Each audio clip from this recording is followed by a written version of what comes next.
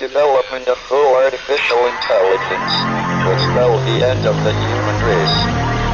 It's a flying object and we don't know what it is. I would hope somebody is checking it out. It was a rocket or whatever, but incredibly fast, opposite direction. It was too fast to be an airplane. I'm glad the Pentagon is looking at this, because if it poses a threat, I want them on top of it. Well, the craft generates its own gravitational field. So you said there's lights in the sky? The internet has become the command center for criminals and terrorists. 911, what's your emergency? I need help, please help me! Aliens won't let it happen. That's what we're instructed to say. Roswell, Area 51. Alien kept deep under the ground. 1, 0,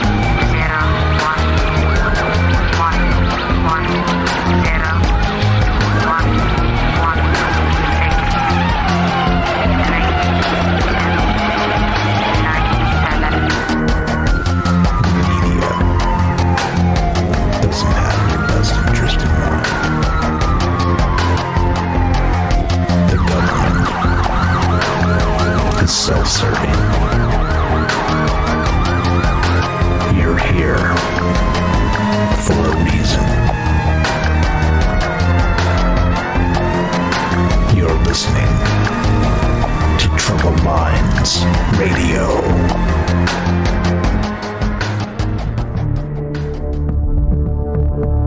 Broadcasting live from a secret bunker just off the extraterrestrial highway.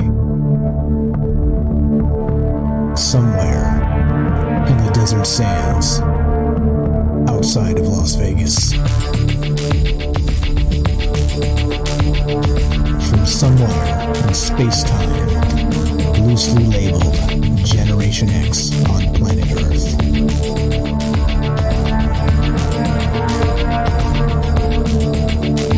And asking questions of you in earnest into the digital darkness. Good evening and welcome to Troubled Minds Radio. I'm your host, Michael Strange. And hello to all of you who might also have troubled minds. What's up, guys? This show is live. It's Tuesday night, which means we get together and we get to talk about all the things we're not allowed to talk about. Well, of course, you know what those things are. You've been around a little while, listening to this show for a little while. Those things are the following even: aliens, conspiracy, the paranormal, the government, the 24-hour news cycle, academia, consciousness, and basically just how the world seems to be in a constant state of upside down. It's weird, is it not? How we're supposed to have this new speak and this double think and all of the rest of this, and somehow we believe that a PR firm is the reality of the situation, when the reality of that situation is anything but a PR firm. If you get my meaning. And that's the reality we live in, and that's what we do on this show. We talk about all of those things kind of combined, because there's a lot to talk about, really. And sometimes it's aliens, and sometimes it's conspiracy, and sometimes it's dream states and consciousness. And tonight it will be the last bit there, the dream states and consciousness. There's some interesting news with the science regarding people communicating with scientists while in their dreams. We'll talk about that a little bit tonight. But before we get there, and before we do any of the rest of that, a few things first. I mentioned this show is live. We are broadcasting on Facebook. We're streaming on Facebook, we're streaming on YouTube, we're streaming on DLive. We are broadcasting live on the Fringe FM, and we're taking your calls tonight. As always, this show, transparency is an important part of all of this entire process. If we get together and we talk about these things, it's a conversation that goes two ways, right? I can sit here and I can do this and just be me and talk, but it's a lot more boring than if you guys join the conversation. If we do it this way and you dial this phone number, 702-957-1037, you can join the Discord and be on the show either way, actually. And troubledminds.org is the official website. I'll read the phone number as we go, and you guys can join. But part of it is we don't have a media filter between you and I. We have you and we have me, and we have everybody else listening in one giant community. And it's fantastic. It's a good thing. What is going on with this? What are these beeps and boops happening? This is not good. What is going on with this? Okay, I'm gonna have to figure out what's happening with this. Anyway, okay, so that's the thing, right? That's what's going on with this tonight. We try and have a two-way conversation here, and we're talking about dreams. So in particular, myself, I don't typically remember my dreams. So, this let's say in some capacity, tonight's conversation for me is going to be theory craft and things like this of what other people say about their dreams. But so I'm relying on you guys a little bit tonight. So one more time, if you want to be part of the show, 702-957-1037. You can be part of the show at any time. Looking for your phone calls, we'll put you on. We don't screen calls. I just ask that you be polite, and of course I will be polite back because that's part of what I do. That's part of what I do. We are non-denominational, as apolitical as possible, and labels need not apply. You're just allowed to be you, and that's part of being on this show. Okay, all right. So with that said, let's get into some of this. Let's get into some of this dream state stuff, and let's just start it out. Let's just start it out with let's pave the road with just some housekeeping regarding dreams and what some of the scientists and what some of the individuals and some of the professionals out there that study these things for a living, what they say. Yep, there it is. Auto plays. This is fantastic. All right. Let's kill all this stuff. All right. See. So what happens? What happens when you reboot your browser and everything auto plays? Okay. So anyway, all right.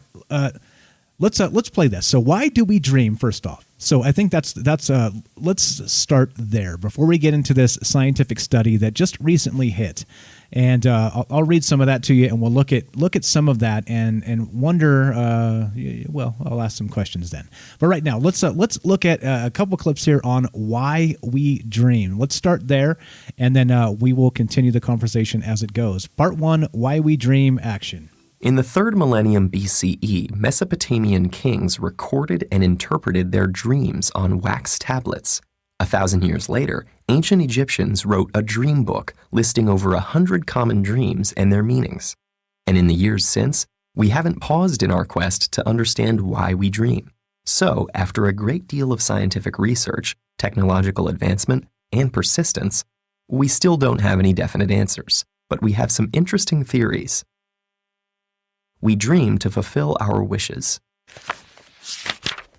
In the early 1900s, Sigmund Freud proposed that while all of our dreams, including our nightmares, are a collection of images from our daily conscious lives, they also have symbolic meanings, which relate to the fulfillment of our subconscious wishes. Freud theorized that everything we remember when we wake up from a dream is a symbolic representation of our unconscious primitive thoughts, urges, and desires.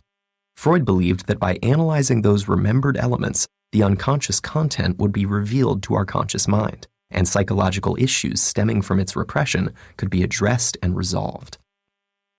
We dream to remember. To increase performance on certain mental tasks, sleep is good, but dreaming while sleeping is better.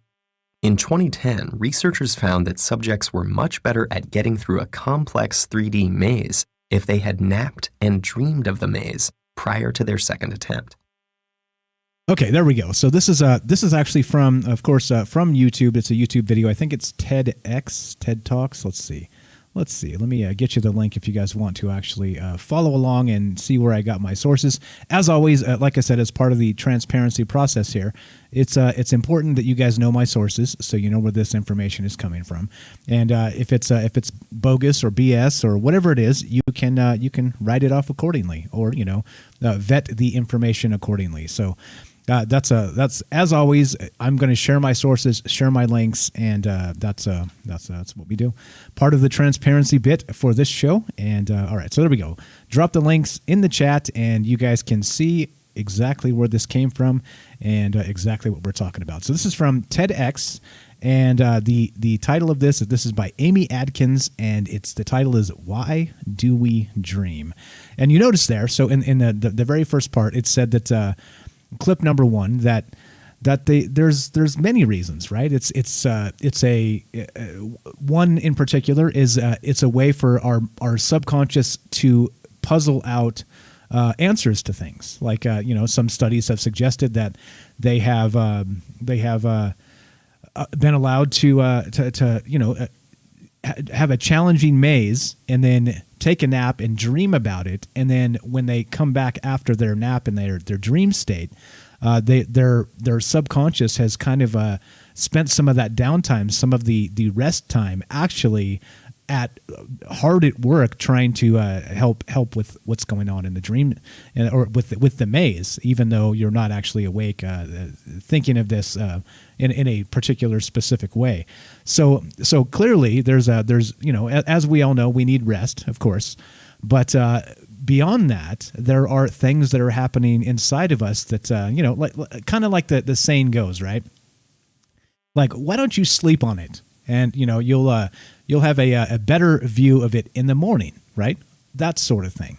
Because as we go to sleep with a particular problem in mind, our subconscious goes hard at work to solving that problem. And part of what this is all about. So there we go. There's part one of that.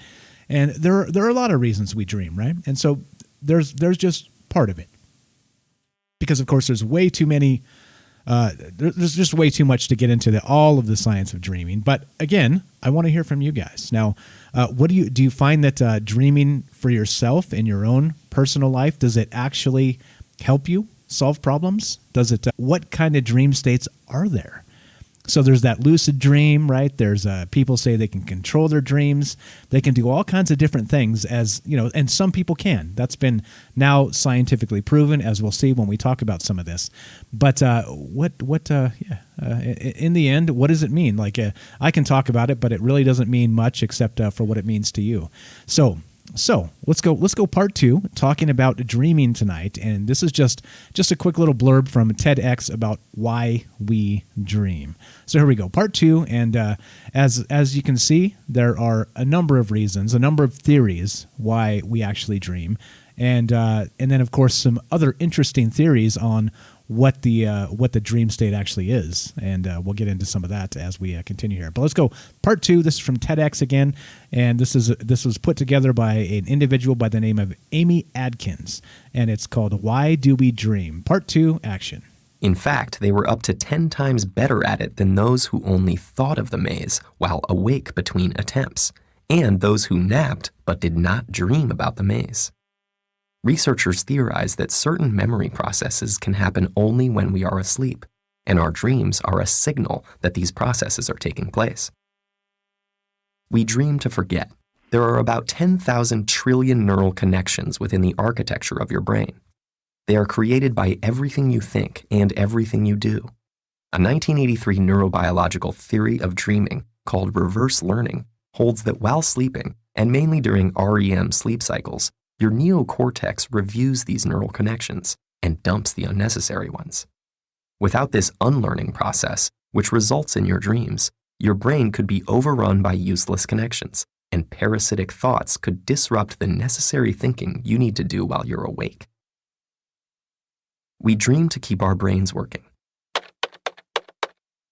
The continual activation theory proposes that your dreams result from your brain's need to constantly consolidate and create long-term memories in order to function properly.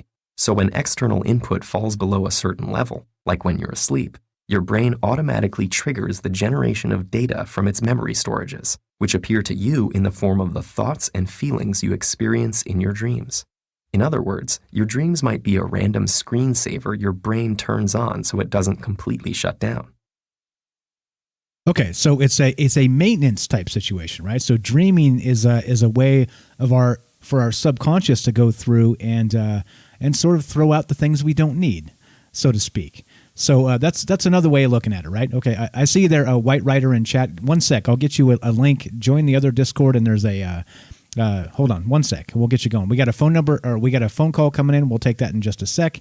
And hang tight. I see you there, Kelly. We'll get you 1 sec here. Let me get an invite on the other Discord server real quick. And let's see. Here we go. Trying to do a lot of things at once, as you guys always know. Juggling a lot of things here. Okay, but all right. So then that's the thing, right? There you go. That's for White Rider. Join that, and then just jump on the. Let's see. Oh no, that's not the one. Hold on, that's not the one. Don't do that. Don't join that. It will put you on the air. Okay. Can somebody do me a favor and get a Discord invite to the Fringe FM Discord for White Rider? I would appreciate that. If I send him one, it's going to try and invite him to the on air voice. Anyway, all right. So we're going to take this phone call. We're talking about dreams tonight, guys, and we'll get you set up, White Rider. Hang tight. So we're talking about dream states and why we dream, and some interesting scientific information that came out regarding people communicating with scientists while they were in their dreams. So let's take this phone call, and then we'll keep on talking about this. What's up, Kelly? You're on Trouble Minds with Mike. How are you, my friend? Good evening. How you doing? I'm doing good. You are super quiet. Can you get a little closer to the thing there? Hello, hello? Hold on. Okay. All right. All right.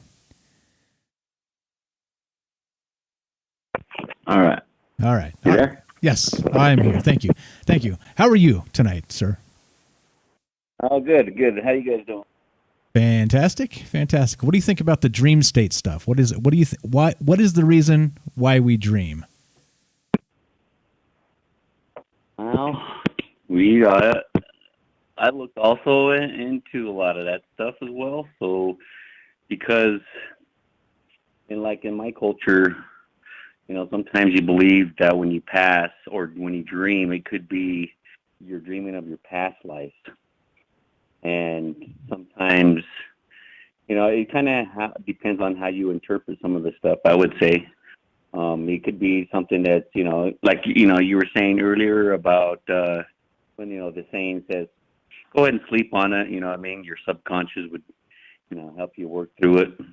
It's either that or it's like, again, for a personal being, we're very, very powerful. So, it could be yourself actually really kind of like looking into it at a different angle, out of body experience or something. But again, going back to your past dreams, like I used to have, when I was growing up, I used to have weird dreams like that. Like it was almost like I had like other past lives, One that really stuck into me was it was a dream about, it was a recurring dream. The recurring dream was about, I'll just tell you about the dream, okay? It was like we were in this warehouse district area, and I was with a bunch of, about 5 other guys. And it looked like we're all fully loaded. We're like, it wasn't camos, but we had black shirts on and like brown or blue pants. And we had bulletproof jackets on, but our military weapons we were using were like futuristic, let's just say.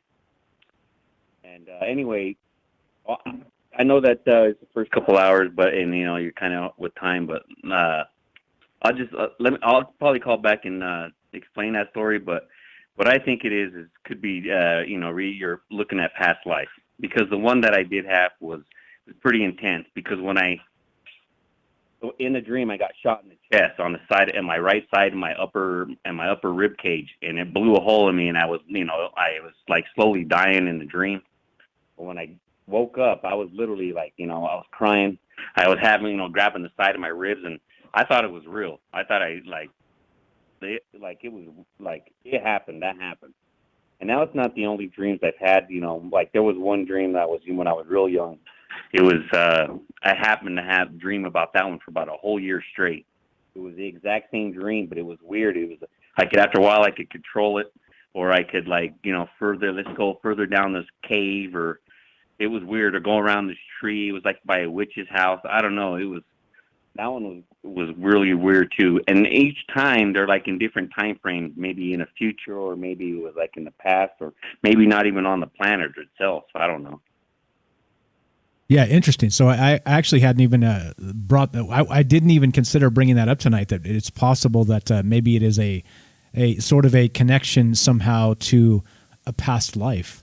But again, right, I think that's the craziest part. So just because there's so many options here, like we've talked in the past about dreaming, about being some sort of maybe astral travel, or being able to connect with maybe alternate dimensions, different parts of yourself, like as they say with string theory, there's maybe multiple versions of yourself in multiple universes, and so the dream state is maybe a way to connect with those things in some of these instances that may seem real or not real, or part of that. I mean, there's a lot here. There's a lot to talk about for sure.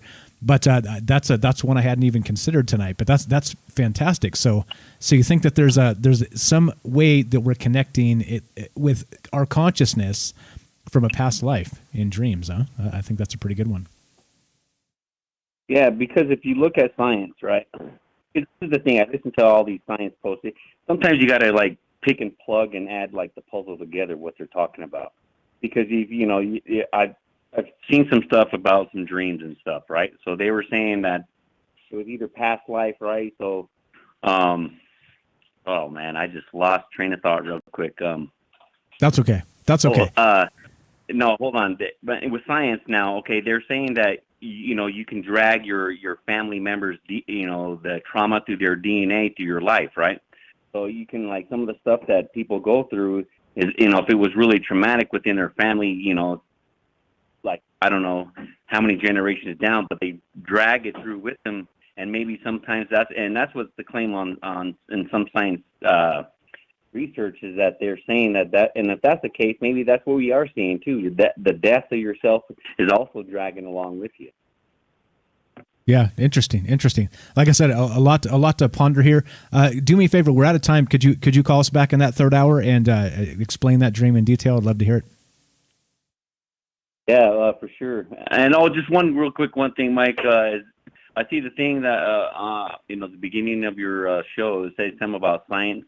I got a bunch of stuff about that too. Is if they're tapping into your dreams, that's another thing that's I don't like the sound of that either, because there's all kinds of I got all kinds of information of that whole mind control into the dreams, and if they want to tap into that, that's pretty dangerous. But exactly, I agree. I'll be calling in the third hour for sure, man. Okay, I'll catch you then. I appreciate it. Thank you for the call, Kelly. Talk to you soon. There you go. Simple as that, guys. If you want to be part of the show, 702-957-1037. We are talking about dreams tonight, talking about dream states and what all this stuff really means. And we'll get into some scientific stuff where they've done some tests with some test subjects.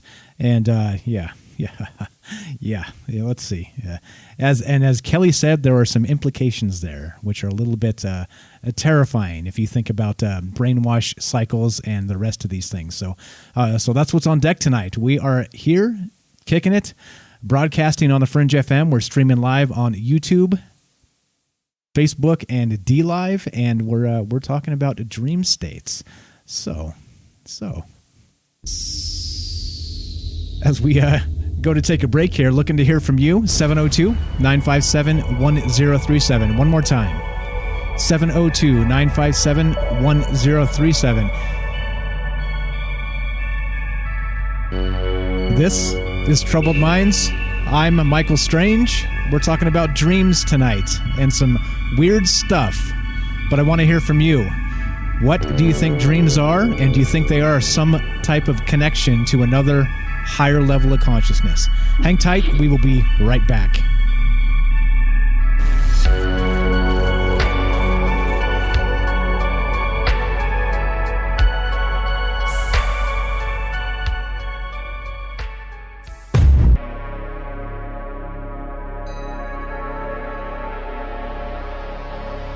All right, welcome back to Troubled Minds. I'm your host, Michael Strange. We are streaming on Facebook, streaming on YouTube, streaming on DLive. We are broadcasting on the Fringe FM. And tonight we are talking about dreams. And what do they mean? What level of consciousness do you think is part of it? Kelly had a great phone call just before the break there, and he's got a theory that he believes.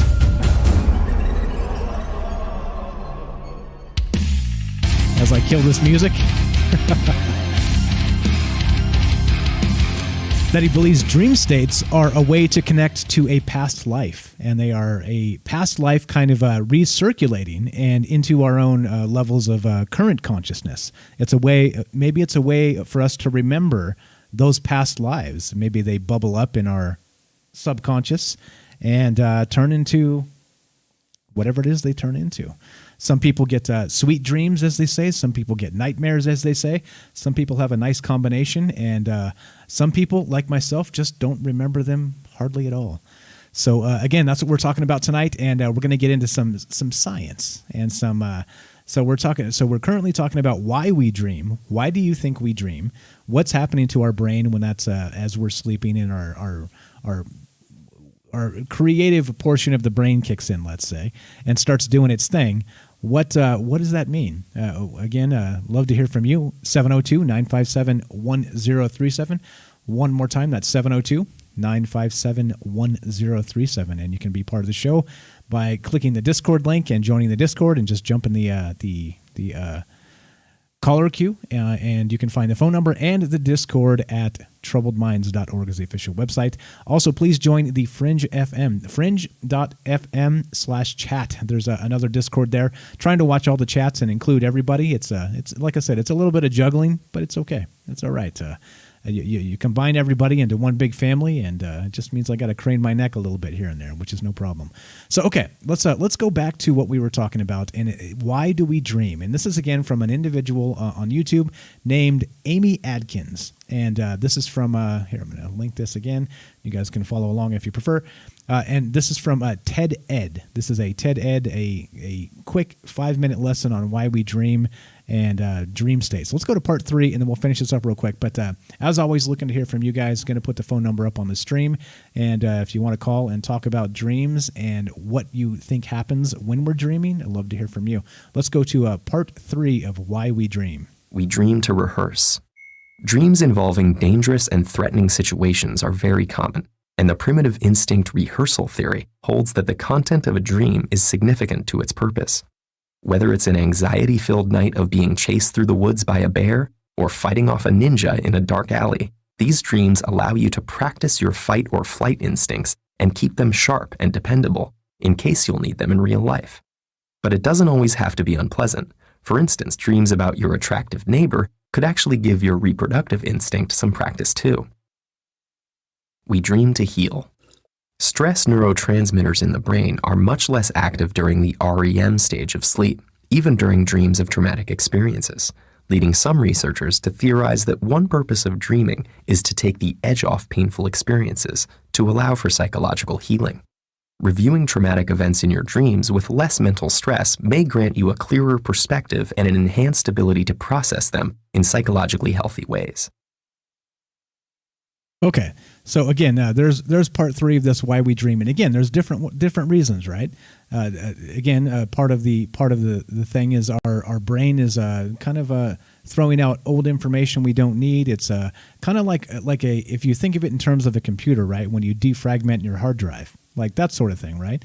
And again, kind of going through some of the our brain kind of working out real life problems as we sleep, right? And so that like we said, if you sleep on it, you have a more clear understanding in the morning because you've had time to really process the information. So definitely good stuff. Let's play part 4, and we're talking about dream states tonight, guys. And we're going to get to some science here that they're doing, where they're actually talking to people that are in these dream states and communicating directly with them while people are dreaming and getting answers. So we'll look at that in just a sec. Let's go part 4, why we dream.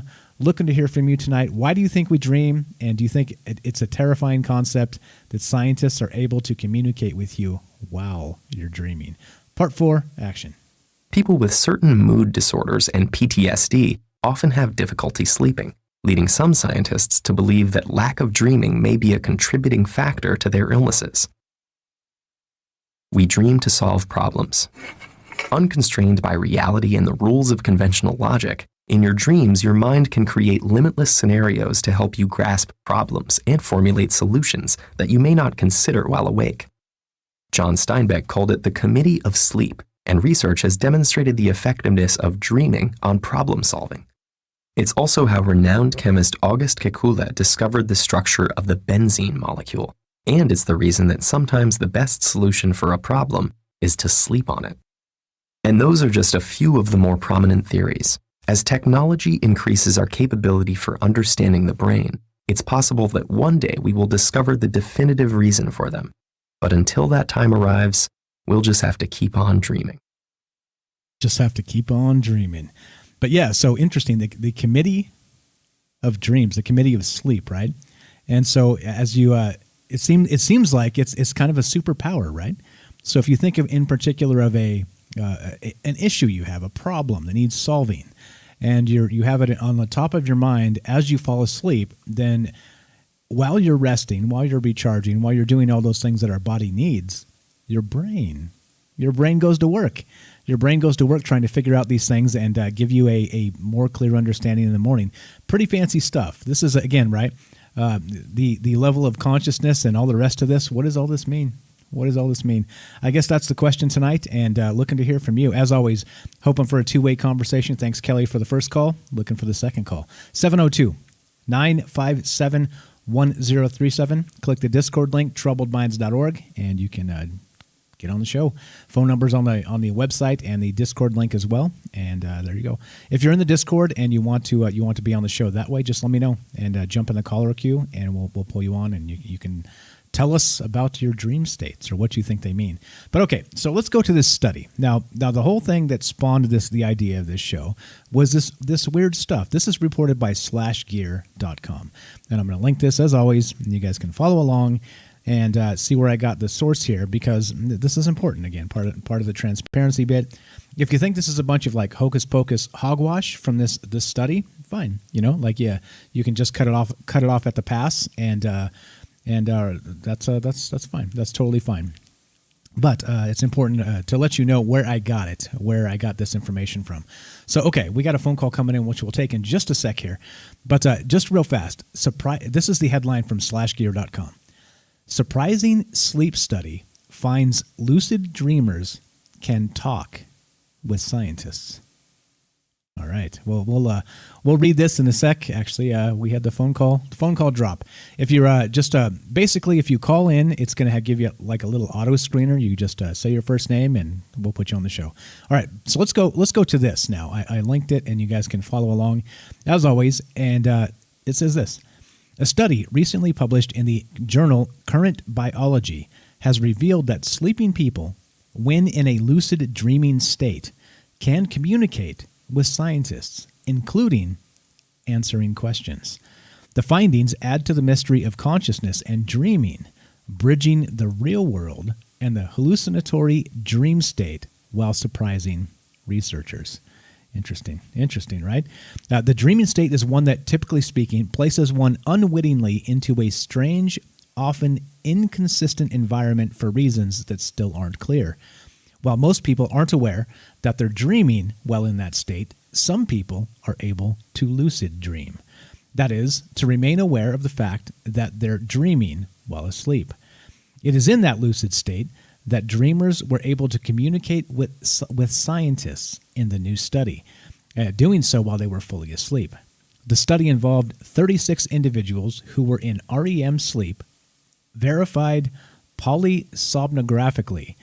The participants were a mix of people with minimal to frequent lucid dreaming experiences. So I guess part of the deal here is you have to be able to do the lucid dreaming thing to be able to communicate, because clearly, if you're a bad dreamer like myself, then you don't have you're not able to actually communicate, let's say. But anyway, here we go. So the participants, while in a lucid dreaming state, were presented with simple questions like arithmetic problems and yes or no questions. Responses from the sleeping participants were given in real time in the form of facial and eye movements.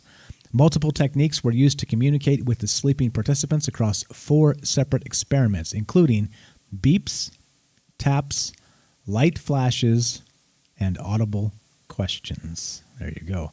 So as you can see here, this is a little bit, as Kelly noted when he called in there, it's a little bit terrifying that we're able to, in some capacity, be able to communicate with people while they're dreaming.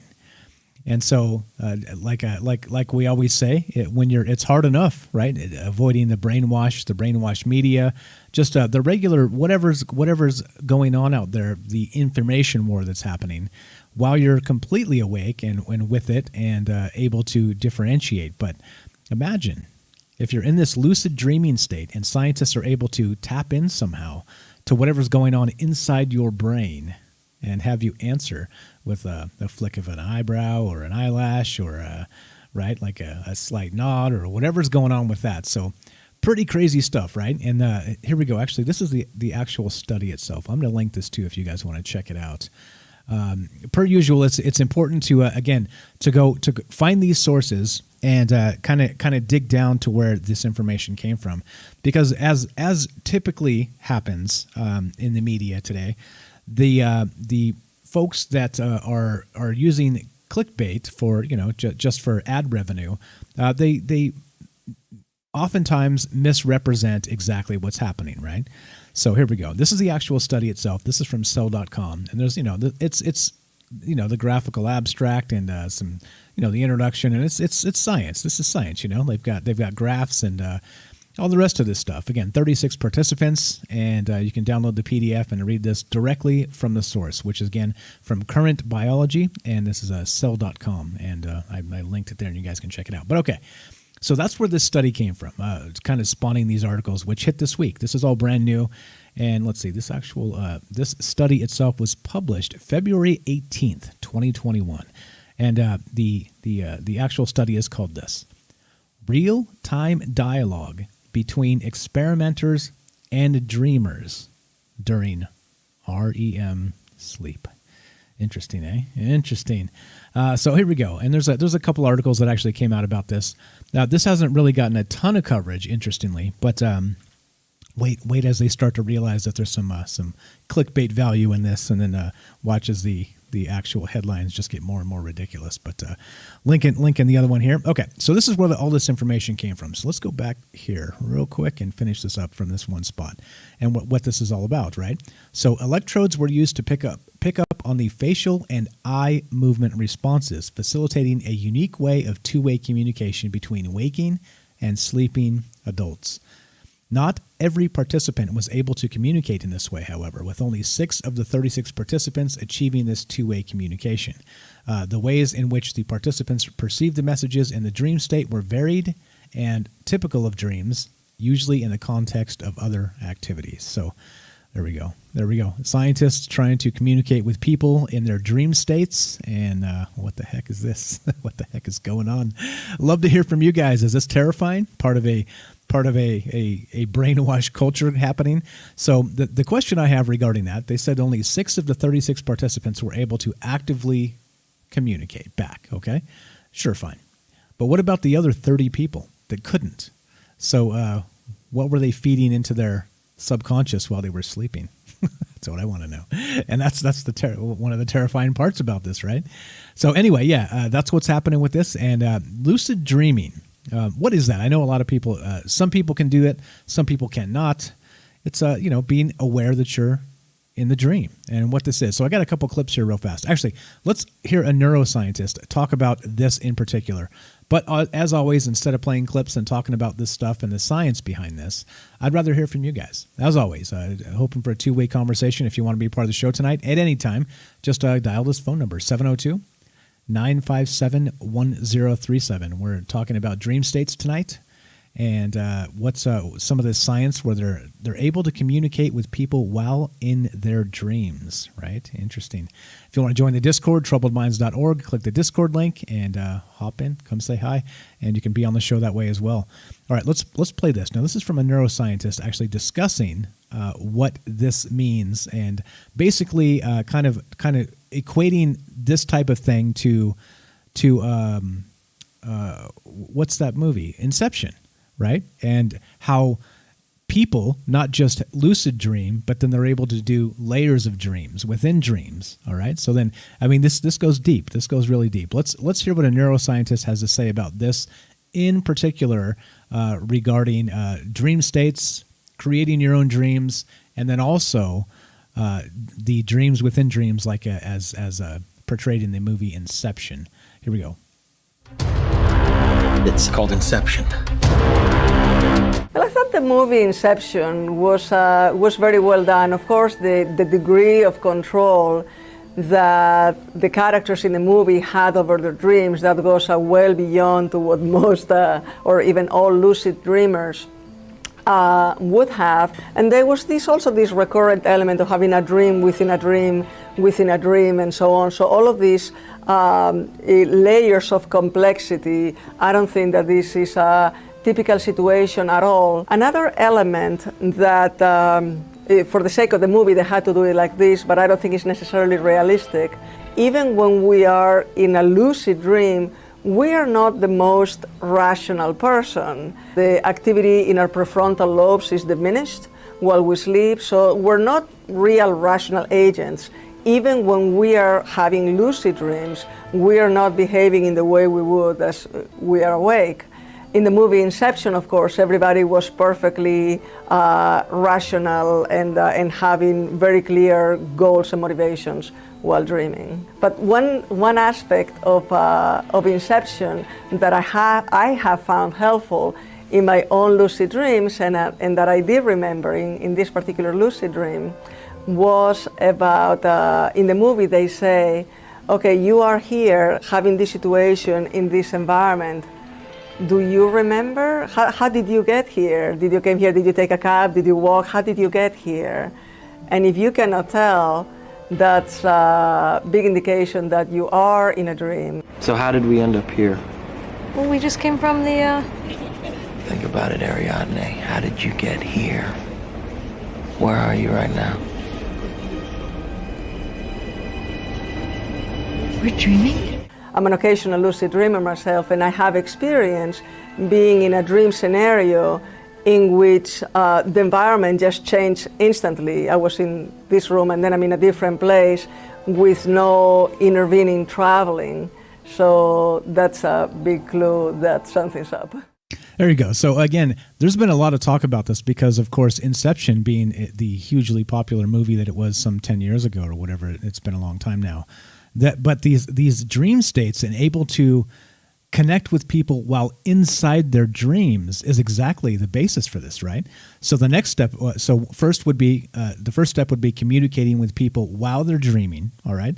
And then the next step, of course, would be putting those two things together and being able to experience a dream together, like a party dream, so to speak, when you can get 2 people or 3 people or whatever into the same dream universe, let's say, and whatever the rest of that means. So lots of interesting things regarding this, and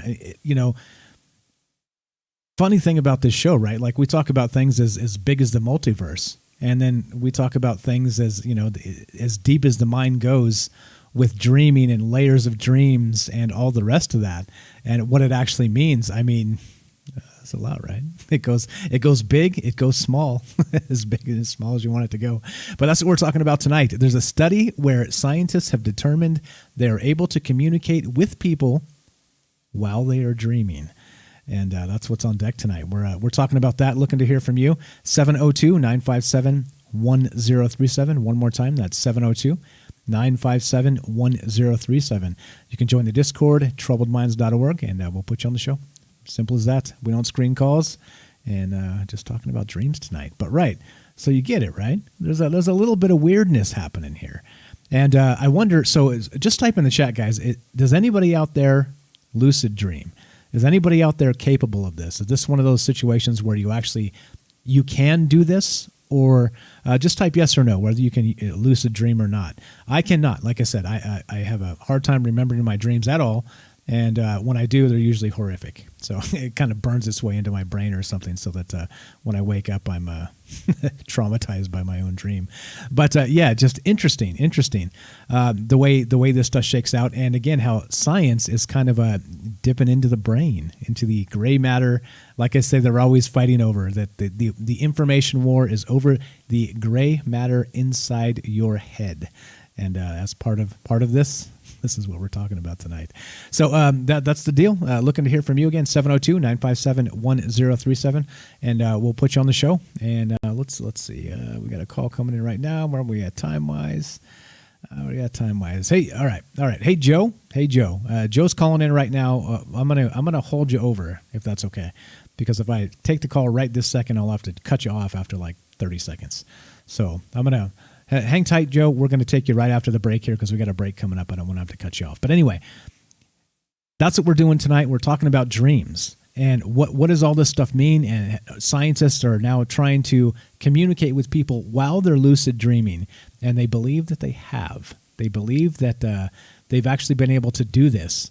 And again, a little bit terrifying, right? So not just the implications of the fact that we can do these couple things at the same time. We can communicate outside of our dreams to scientists that are, pressing buttons and doing their thing, in their lab coats while we're sleeping.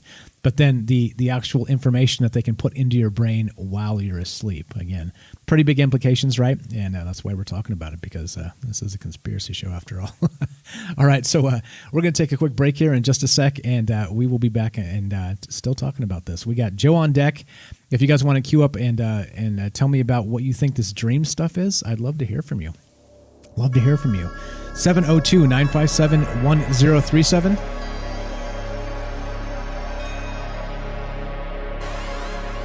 This is Troubled Minds. I'm Michael Strange. We're taking your calls about dream states, about lucid dreaming. Where do you think we go when we actually dream? Like I said, this show goes big, this show goes small. As big as you want to make it or as deep as you want to go into your mind. It all kind of sticks. It all kind of works. And that's what we're doing tonight. One more time, 702-957-1037. TroubledMinds.org is the official website. I'm Michael Strange. Hang tight.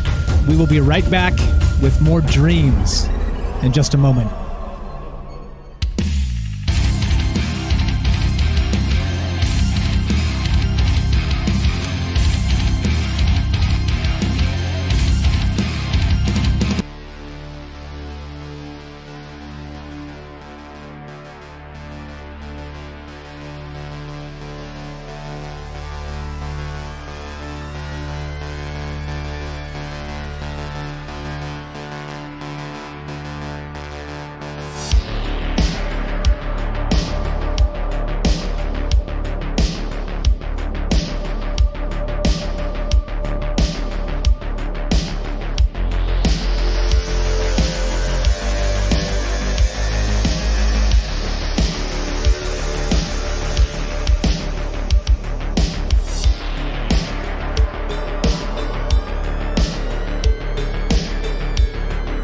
All right, welcome back to Troubled Minds.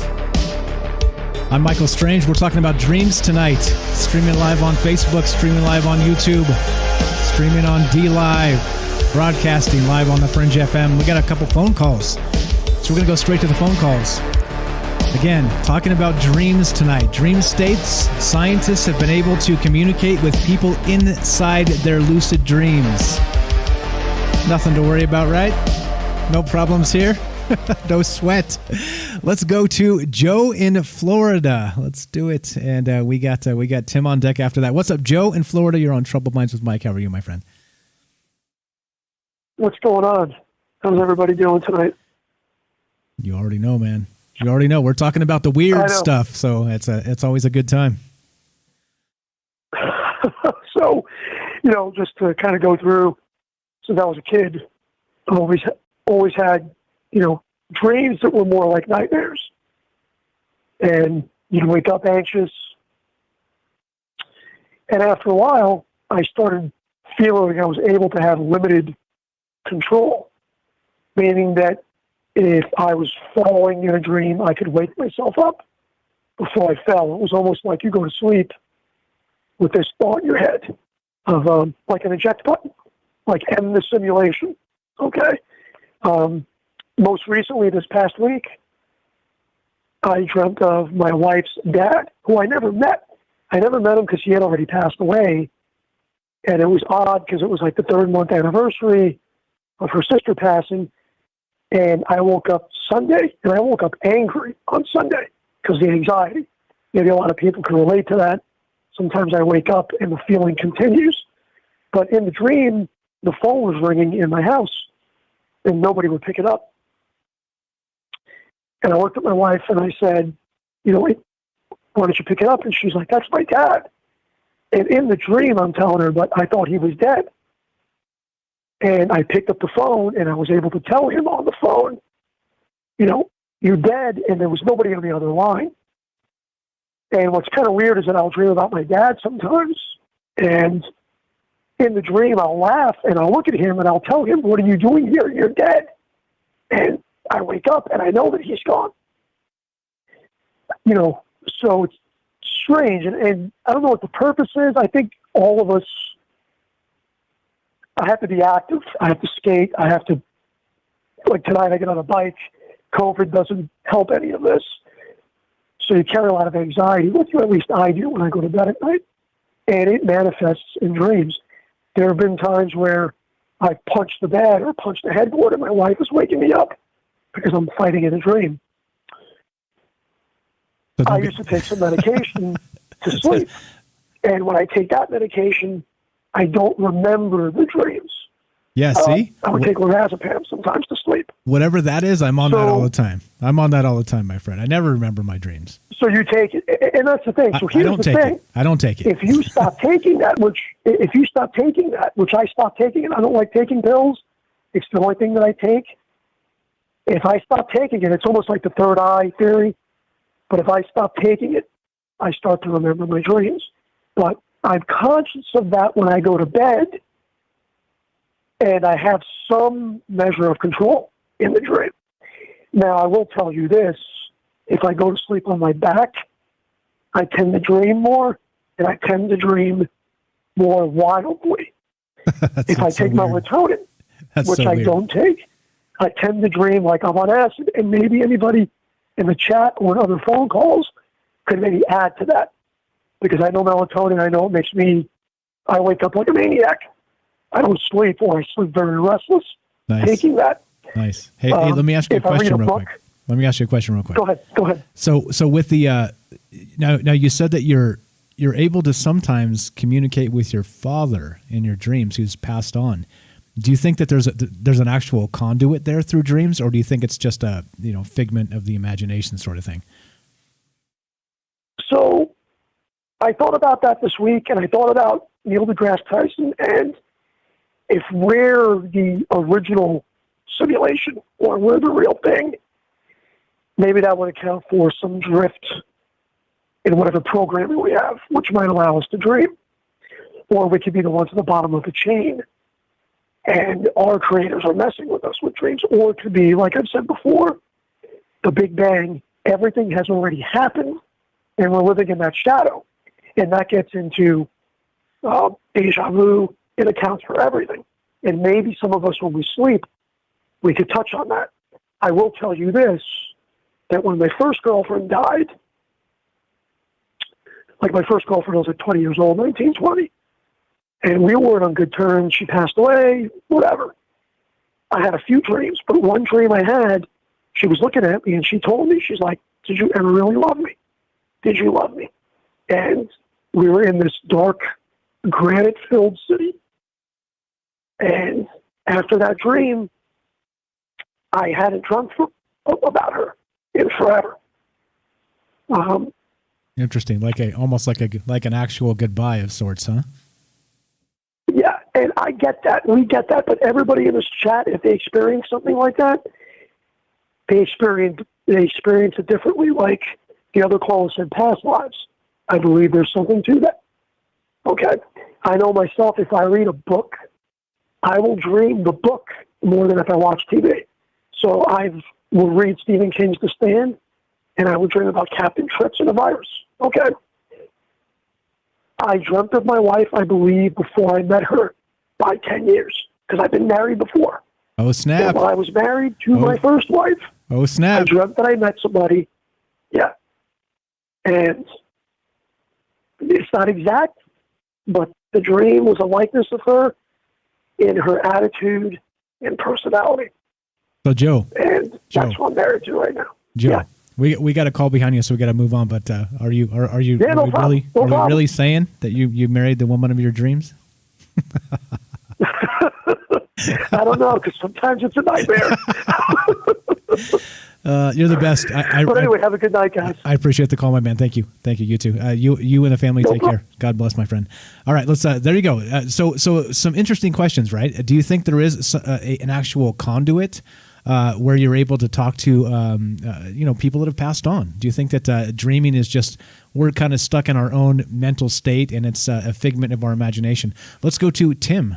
Tim in Georgia. How are you, my friend? How are you doing tonight? You're on Troubled Minds with Mike.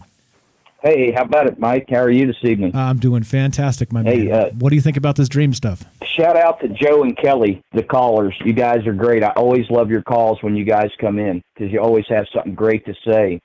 And you guys always have a great positive attitude, man, and that's appreciated out here. Fantastic. Thank you. I also shout out to them and you as well. Your floor, sir. Go right ahead. Yeah, hey, no problem, Mike. I got to tell this kind of in two parts because my call tomorrow night has to do with the Chinese code 1357 and 9. Some of you out there may have seen this pop up on your radar in the last couple weeks. What does that have to do with dreams? I'll explain. Frequency is very important. About 5,000 years ago, there was a Chinese emperor that understood through mathematics and several algorithms which have been rediscovered in recent years. They're mathematical formulas, but what they are is algorithms, okay? And each province had to play the same exact music as the other province, and they all had to be at a specific frequency that was 432 hertz. You have done a show on 440 and 432 before, but there's a whole nother field to this that everybody misses, okay? Phonetic pronunciation has a frequency in your voice, okay? There are certain words in different languages that mean terror in every language that will bring terror to a group of people. When you shout fire in a crowded theater, people will become alarmed and run, okay? Now keep this in mind. This is all frequency-based. Your reaction to these things. This is your brain and its flight or fight response. Now, when you're asleep, there's a million and one things that can affect your brain activity, from your Wi-Fi router in your house. Most of them have a warning inside saying, "Hey, don't put this in the same room you sleep in." Can affect your brain, your higher brain activity while you're sleeping. And this is true. The Chinese had a name for this a long time ago back then, and it was called chasing the dragon. Ah. And I've heard the term. People who drink on a steady basis or imbibe alcohol on, say, a daily basis, or barbiturates, any kind of drug on a steady basis, you will forever chase the dragon. Now, for people that are super sober, you're probably having these really super duper dreams. And there's a reason why. And it's because your brain is operating at a higher function, even though it's an REM sleep. And it's because your body is not being polluted. The less polluted you are, the higher of these functions you obtain. That's why I laugh at all these people that say they had to take ayahuasca or DMT or all this other crap to do this and do that. They're all full of mud. I'll tell you straight up, straight out, I'll debate any one of them one-on-one and prove my point in real time, exactly what I'm talking about. Okay. The work's been done there by Chinese scientists, by some of our own scientists, people with DARPA. There's a lot to this. There's a lot of free information out there you can find yourself. And working at a lab, my own experience with low-end frequencies, let me tell you, whenever I would run the 5-inch PEM magnet and come home that night, I would have dreams so wild, I would kick the wall. I would try to kick the headboard out. I fought people. Even years later, after working there, I was out on the road with a co-driver, and he tried to wake me up to drive my shift one night in the middle of the night, about 2 a.m, and I was almost in a death struggle with the guy, and I had to apologize to him and everything. And he said, "Man, I understand." He said, "Dude," he said, "I called you about 3 times. About that third time," he said, "literally, you let out a war cry and rose up out the bed like the supernatural and was on me." And he said, "I've never seen anything like it. I was paralyzed with fear." He said, "Whatever came out of your mouth paralyzed me with fear." Okay. And I said, "Well, I thought about that, and there is a lot to this. There's a lot to your dream, because remember, the future is not coming to you. You're here now in it. You're living it from second to second. You're living your future. It's not when it comes, it's here. You see what I'm saying? Yeah, I follow. That's deep stuff, man. And again, so there's a lot of connections as part of the thing, right? So frequency, vibration, like you're saying, and that affected you and caused you to dream fiercely, even, and crazy stuff. Hey, we got to get going, Absolutely. man. So we got a call behind you, and a clock ticking on the radio and everything. Sure, I'll save the rest for tomorrow night, because it has to do with mind control. It has to do with what we're going through right now. It has to do with all these satellite systems, 5G, and this code. Okay, interesting. Specific frequency for what comes next. Okay, interesting. You have a good evening, Mike. I'm looking forward to it, my friend. Tim from Georgia, you have a great evening as well. Man. Talk to you tomorrow night. Thanks, man. There you go. You guys want to be part of the show? Simple as that. 702-957-1037. Look at all the smart people. Look at all the smart people out there listening to this show right now. And we got another one on deck. We're going to take this call in just a sec here. But you see what's happening. There's a lot at when you start putting things together and looking at where we've come from to where we're headed. Just like you said, the future is now. And maybe the dream state has something to do with this, and you're able to unlock who knows what. I don't know. I don't have these answers, of course. This is not the answer show. This is the question show. Let's go to the next call. If you guys want to be part of the show, we got this call. If you want to queue up, no problem. We'll just take your calls straight on, and that'll be the show tonight. It's no problem at all. I appreciate that. It makes for a better conversation. 702-957-1037. You can click the Discord link, troubledminds.org. Let's go to this phone call. Let's do it. You're on Trouble Minds with Mike. What's your first name and where are you calling from? Hey, my name's Bill. I'm calling from Kentucky. Bill from Kentucky. How are you, my friend? Pretty good. I used to call in almost every week and chat with you. And I'm pretty sure I've talked to Tim from Georgia. So Nice. It's been a long time, but it's good to be back. Nice. Right on. Well, welcome to the show. What do you think about all this dream stuff we're talking about? Okay, do you remember the old Dennis Quaid movie called Dreamscape? I do. It's been a long time, though. It was all about lucid dreaming and how they were using lucid dreaming to conquer their fears. And then they started having group lucid dreams, and that's where all the drama played out. But that movie spurred me into my first lucid dream. Really? And, so it kind of I think I've had it taught you how to do it in my entire life. Well, I think just watching it kind of got my brain working on the right frequency. Okay, I see.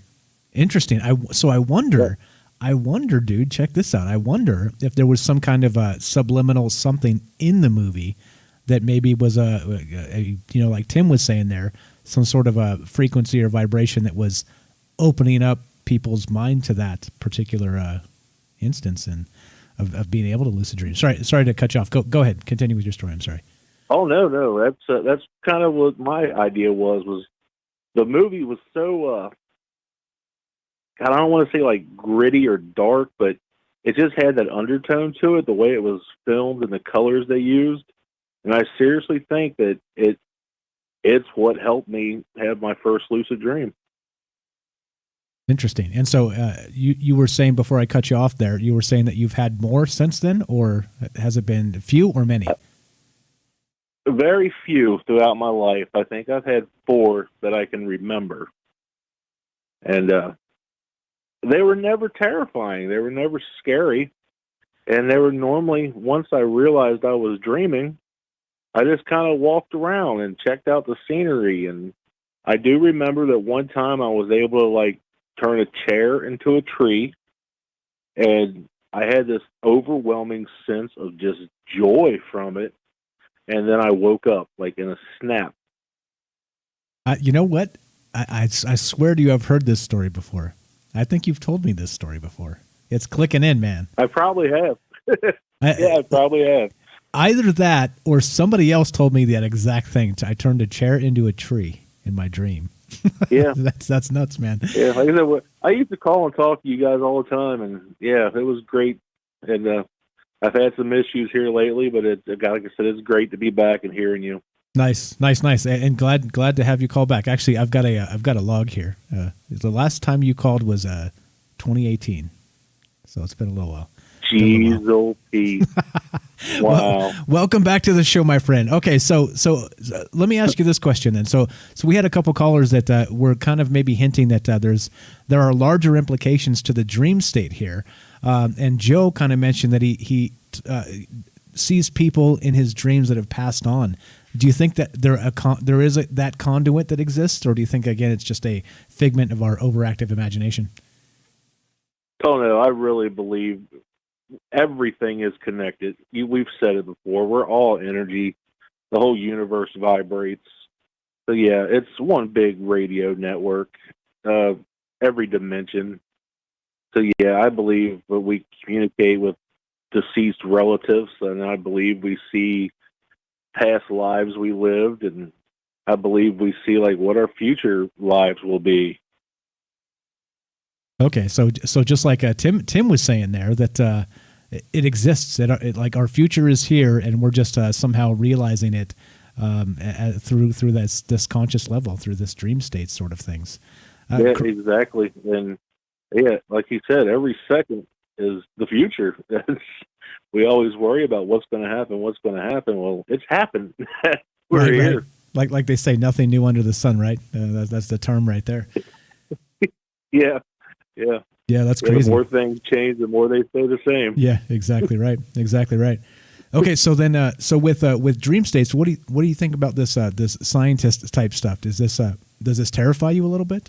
Where they're able to communicate with people inside these lucid dreams? Yeah, that movie Dreamscape, they go into that. I mean, I'd recommend anybody to watch that. It's a great one on lucid dreaming. But yeah, the scientists were able to communicate with them, and that's how a lot of the problems came about, because it's just dreaming should be a more personal situation. I don't think outside influences should be able to really get to you. Yeah, exactly right. It's kind of like I like to equate it to the Fourth Amendment, the unreasonable search and seizure, right? It's like is nothing sacred anymore, right? Like it's like, okay, so hold on, like you can get into my dreams and you can have me answer questions in my dreams, and this is just the beginning. Yeah. This is literally the beginning of this type of study. Dreaming, there's no telling what they can pull out of you. Like, Cecil P, can you imagine like an interrogation while you're sleeping? Yeah, exactly, right? And not only that, so I'm going to play a clip here in a little bit as we probably after the break, but where Elon Musk and that Neuralink, they were talking about that specifically. I mean, this stuff is becoming real. This stuff is happening. It is a crazy world we live in, my friend. Crazy world. Okay, so we got another caller behind you. So final thought while we got you on the phone. No, honestly, just final thought is I love the show. I love all the callers, everybody in the chat. It's just an amazing community. I appreciate that, my friend. And you were part of that. Thank you for the call. Welcome back to the show, man. It's been a long time. 2018. Welcome Thanks back a to lot, Mike. welcome back to being on the show. We'll talk to you soon. Okay. See you, bud. Thanks a lot. God bless you and the family. There you go. There you go.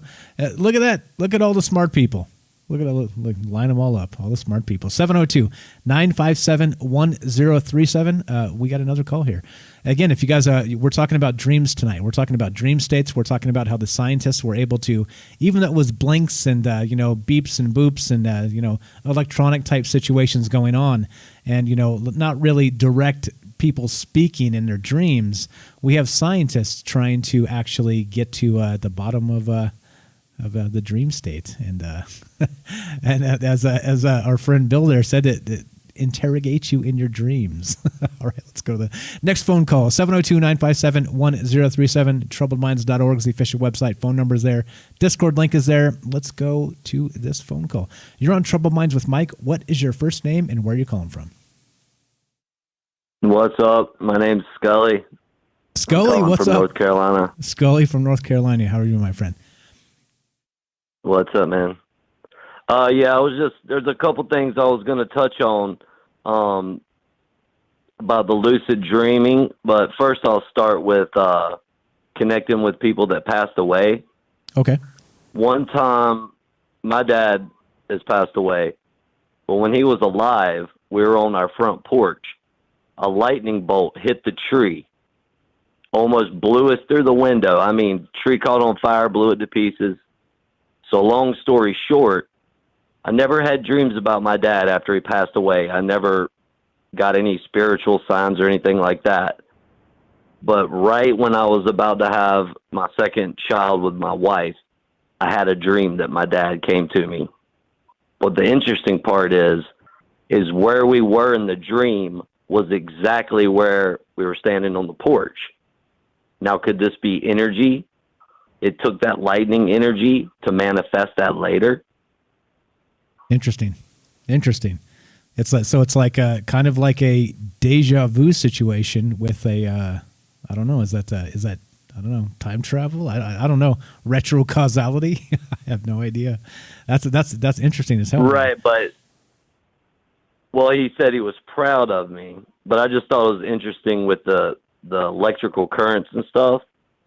But also with the lucid dreaming, I met these Buddhist monks, and they were talking about getting your meditation on a certain frequency and starting out by trying to meditate in the cloud and then, go higher to a celestial realm.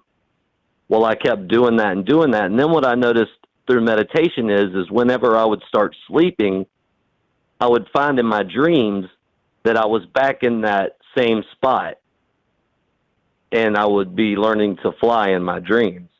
Interesting. The flying in the dreams. Hey, Scully, we got to take a quick break here. You want to hang on and for about 5 minutes, and I'll let you continue after the break.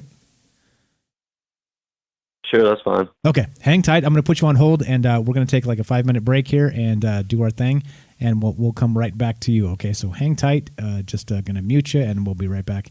We'll be right back with Scully from North Carolina. All right, so let's as we go into this break here, we are talking about dream states, guys. We're talking about what do you think all of this is, and lucid dreaming. Is there some sort of frequency and vibration that I don't know, becomes something else? Or is it just a big figment of our imagination, our subconscious? Hang tight, we'll be right back talking about more Troubled Minds.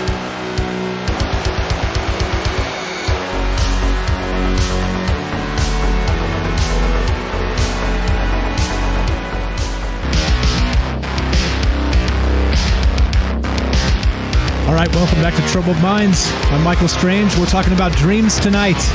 We're talking about dream states. The question that has evolved is this. Do you think there's a conduit in our dreams that's speaking to people that have passed on? Do you think that dreams are just a figment of an overactive imagination? Or do you think there's something more to it? Frequencies, vibrations, string theory. That's what the show's about. That's what we're talking about. let's not keep Scully waiting any longer. Let's go back to the phones. All right, let's do it. All right. Sorry about that, Scully, for the break. Welcome back. Welcome back. Floor is yours, my friend. Hey, I love the show, by the way. Love the show. Thank you. Thank you. Very nice. I appreciate it. Like I said, a lot of work has gone into this, and a lot of smart people have been a part of this. And so thanks to you and everybody else as well. Thank you. Thank you for contributing. With dreams, you know, I always have more questions than answers, but it seems multifaceted, and all the questions that you were asking, I think all of those things are correct, in my personal opinion. And I believe that it's the frequency that your mind and your body is tuning to that gets you to which one of those spots. Meaning, if you tune your frequency to 1, you could be speaking to somebody from the beyond. You tune to another frequency, now you're like in the matrix clearing, you're like rebooting or something, and you go to another one, and then you're, you know, experiencing the multiple dimensions. So I think all of those things are possible. It's just tapping into the frequency. Yeah, and that's my opinion. Yeah, the weird part about that is that so kind of like even the science is like, okay, if you have a problem in front of you and you go to sleep with that problem on the top of your mind, your brain works it out. So like us being multidimensional beings, or, you know, multiple levels of consciousness, it stands to reason that there's a lot going on there, right? Like it's impossible to say exactly what at this point, you know, because of the science and all the rest of this. But there's people that, you know, that do remote viewing. There's people that say they travel astrally. That, you know, like, and again, how does all of that fit into this, or does it at all? Is it completely different? Weird, right? So much weird stuff. Yeah, that's amazing. You know, I've had experiences with all that, and yeah, I love tapping into it, and especially hearing everybody else's information. It boosts everyone, you know. So part of that, like Tim was saying, part of that frequency in your voice, like just the timbre and the tone in your voice can be positive or negative just based on not the words you say, but how you say them. A lot here, a lot to talk about. Definitely good stuff. Yeah, the intent. And my wife always says that she loves me from the first time she heard me speak. And I've always said, well, is it the size I am and the actual tone and frequency of my voice, and, you know, and hers to mine, and that's the balance that makes it work? Yeah, it could be. You know, it's interesting stuff. Like Joe said, he dreamed of his wife before he married her. So maybe the same similar thing. She heard like a musical aspect in you somehow that was kind of like singing in her key, so to speak. You know what I mean? Yeah. You know, when you throw a stone out in a pond, you throw a stone in the pond, well, the waves go out, but they also come back. It's a ripple effect. And even though you've thrown the stone out, there's still waves coming back to you. And, you know, their vibration, it's like a wavelength. So you can literally see it in this reality from the water. You know, we could be dealing with something like that. Yeah. But it's just not water, you know, it's on an ethereal level. Exactly. It's something, it is the ether itself, or, you know, whatever this, and bizarrely enough, recently we talked about the fifth dimension with the dark matter, and science trying to figure that out, saying that there's some sort of connection between dark matter actually in the fifth dimension. My goodness, man. My goodness. Too many good things to talk about. I'll tell you one thing. One thing that freaks me out is thinking about the government being able to get in your dreams by those frequencies. Have you ever seen the speakers, the directional speakers that they can point at a crowd and hit them with the low sonic and the high sonic sounds? Yeah, and also the microwave weapons. I mean, yeah. Yeah, if you had those in space and you wanted to point them down at a town and turn the juice up, they'd go mad. or you could turn it down and, you know, I don't know, make them happy. It's like some old X-Files stuff. Well, hold on though. There's a problem because we know the government doesn't want to make us happy. just turn on the TV. True enough. Yeah, right. Okay, all right. So as we finish up, final thought while we got you on the phone, Scully.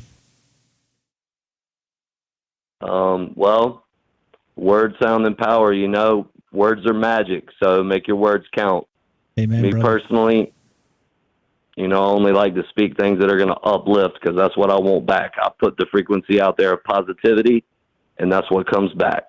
Amen, brother. And you found us. Amen, brother. And I love the show. Everybody on it. Thank you. I appreciate the call. Thank you. I appreciate the call. There you go. Scully from North Carolina. God bless you and the family, my friend. Thanks for being on the show. Thanks for all the smart, interesting conversation. Now, look, we're talking about dreams tonight. We're talking about dream states. We're talking about lucid dreaming. We're talking about how scientists recently were able to actually communicate with people inside their dreams. It's primitive yet. It's blinks and beeps and boops and, you know, very primitive communication, but it's communication nonetheless. And so the question really opens itself up to a lot of different things, right? A lot of different things. What do you believe dreams are? Do you believe there's a way that we can somehow connect with things beyond ourselves while we're dreaming? Or again, is it just, you know, we can kind of just be insipid about it and just say it's our subconscious mind acting out things that, you know, kind of our cartoon versions of our reality, so to speak. Yeah, hard to say, right? Hard to say. A lot here to talk about. If you guys want to be part of the show tonight, as always, taking your calls. As you found out, look at all the great callers tonight. Like I said, I can't thank you guys enough for calling. It makes my world go round because it's a lot like having a conversation, and a lot of good people, a lot of smart people. It does make this show a lot better. I appreciate it a lot. 702-957-1037. We got about so here's the deal. We got about 15 minutes left on this show. Which we're going to do Fringe FM. We're broadcasting on the Fringe FM. We're streaming live on YouTube, Facebook, and DLive. At the end of the hour, top of the hour, 9 o'clock, Fringe FM, Joe Roop comes on, Lighting the Void. Good stuff. If you're listening on Fringe FM, hang tight. We go a third hour if you're listening on YouTube, Facebook, or DLive. So hang tight for that. But right now, we're still taking your phone calls, talking about dreams and dream states. Do you think it has anything to do with these things? Now, we got some good information in the chat. What's up, OG Todd? OG Todd, we had two guys show up in our very first stream, and OG Todd was one of them, and he's got some good comments here. What's up, Todd? Thanks for being here tonight. Todd says this, yes, in the chat. He says, let's see, hold on. Let's see. Todd says, I dreamed of my son's mother before I met her, but I didn't see her face. She was literally a rainbow, psychedelic rainbow silhouette. And yeah, and I think it's glimpses into other realities. So there you go. There you go. Good stuff. As always, looking to talk to you guys. 702-957-1037, troubledminds.org. And as I promised, let's hear about what Elon Musk had to say. And so this is the thing, right? This is the weird part. We're going to take this phone call in just a sec, but let me play this clip, just to finish this out and frame this out as what's really happening here. This is Elon Musk, all right, and Neuralink, all right. We're talking about dreams, and of course, dreams are an imprint of your, let's say, your organic hard drive, which would be your brain, right? Let's play this clip, then we'll take this phone call. This is Elon Musk talking about his Neuralink and this recent thing they did a few months back with the pigs. We'll play this, then we'll go to the phone call. Another question from Twitter. Will you be able to save and replay memories in the future? Yes, I think in the future you'll be able to save and replay memories. I mean, this is obviously sounding increasingly like a Black Mirror episode, but well, I guess they're pretty good at predicting.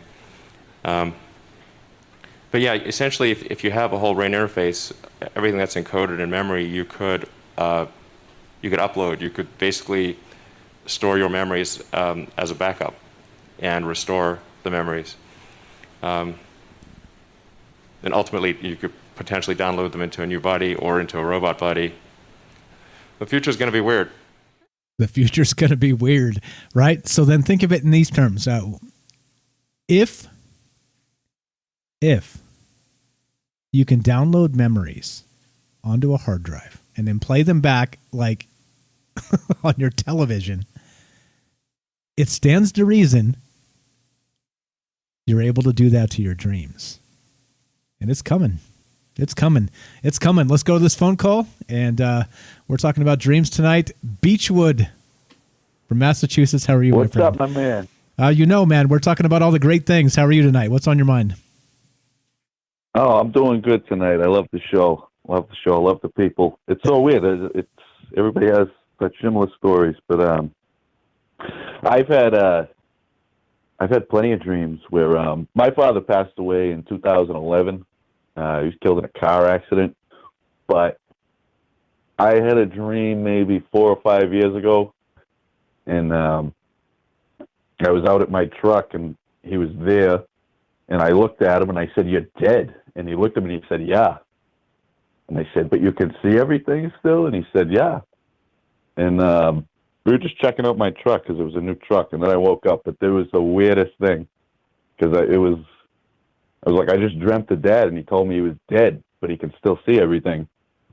And then maybe it was a little ways, maybe like 6 months later, I had another dream that I had a dream I woke up in my bed, and a dog, this beagle we used to have named Daisy that died, maybe 15 or 16 years ago, came and jumped on the bed like she used to. And I got up, and my father was just down the hall, and I said, "Hey, what's up, Dad?" And I was like, "How old's the dog?" And he said, "She's 20-something. I think he said she was 27. So I did the math, and it adds up. I think she was about 13 when she died. So I thought that was weird, too. That's weird. But because I believe in the alternate dimensions and all that stuff. But I know for a fact the human body is, like, if you want to have really good dreams, in general, the human body is polluted with toxins. Like, everything. Just, like, you name it, it's in there. Just anything processed is horrible. I mean, I smoke cigarettes, everything, caffeine. But if you can get, like, on a real healthy green diet, like, if you want to have nice dreams, it really does work to, like, de-stimulate your body. And when I was in the hospital at McLean Hospital, they have this machine where they can take pictures of your brain activity, like either when you're sleeping or awake. And it looks like little galaxies. It's really cool. And they didn't explain too much about it, but I told them that we as humans are supposed to be able to dream better than the real world is, but like we're just so polluted because of our lifestyles over time, and we're not able to do that as well anymore. Yeah, maybe that's it. Maybe that's why I can't dream and don't remember it, because I drink too much beer and eat too much pizza. That's what my wife would tell me. And I think I also know, like, stimulation from the outside world can affect it too. If you're less stimulated, you tend to have more vivid dreams. People that have been to jail say they have very, very vivid dreams, because there's nothing to do. I think the mind makes up for it. But I definitely think there's more to it, though, for sure. Yeah. So what about so how about the conduit to the dead relatives type of situation? Do you think that's a thing, or is it again just an overactive imagination here? I like to tell myself that it is a thing. I do. I have, I can't prove it, but I just believe it. When you get that like gut feeling that something's real, because I think it has to do with consciousness too. Like I kind of think when we die, we pop into something else. I don't know what it is, but I don't think it just shuts off. But all ancient cultures talk about dream worlds and spirit guides, Native Americans especially. And I don't know. I don't really know, where to put my finger on it, but definitely the toxins in the body for sure. Yeah, I've heard that. I've heard that, like the pineal gland, and you got to clear it, and so a bunch of stuff. Like there's a whole bunch of stuff to this.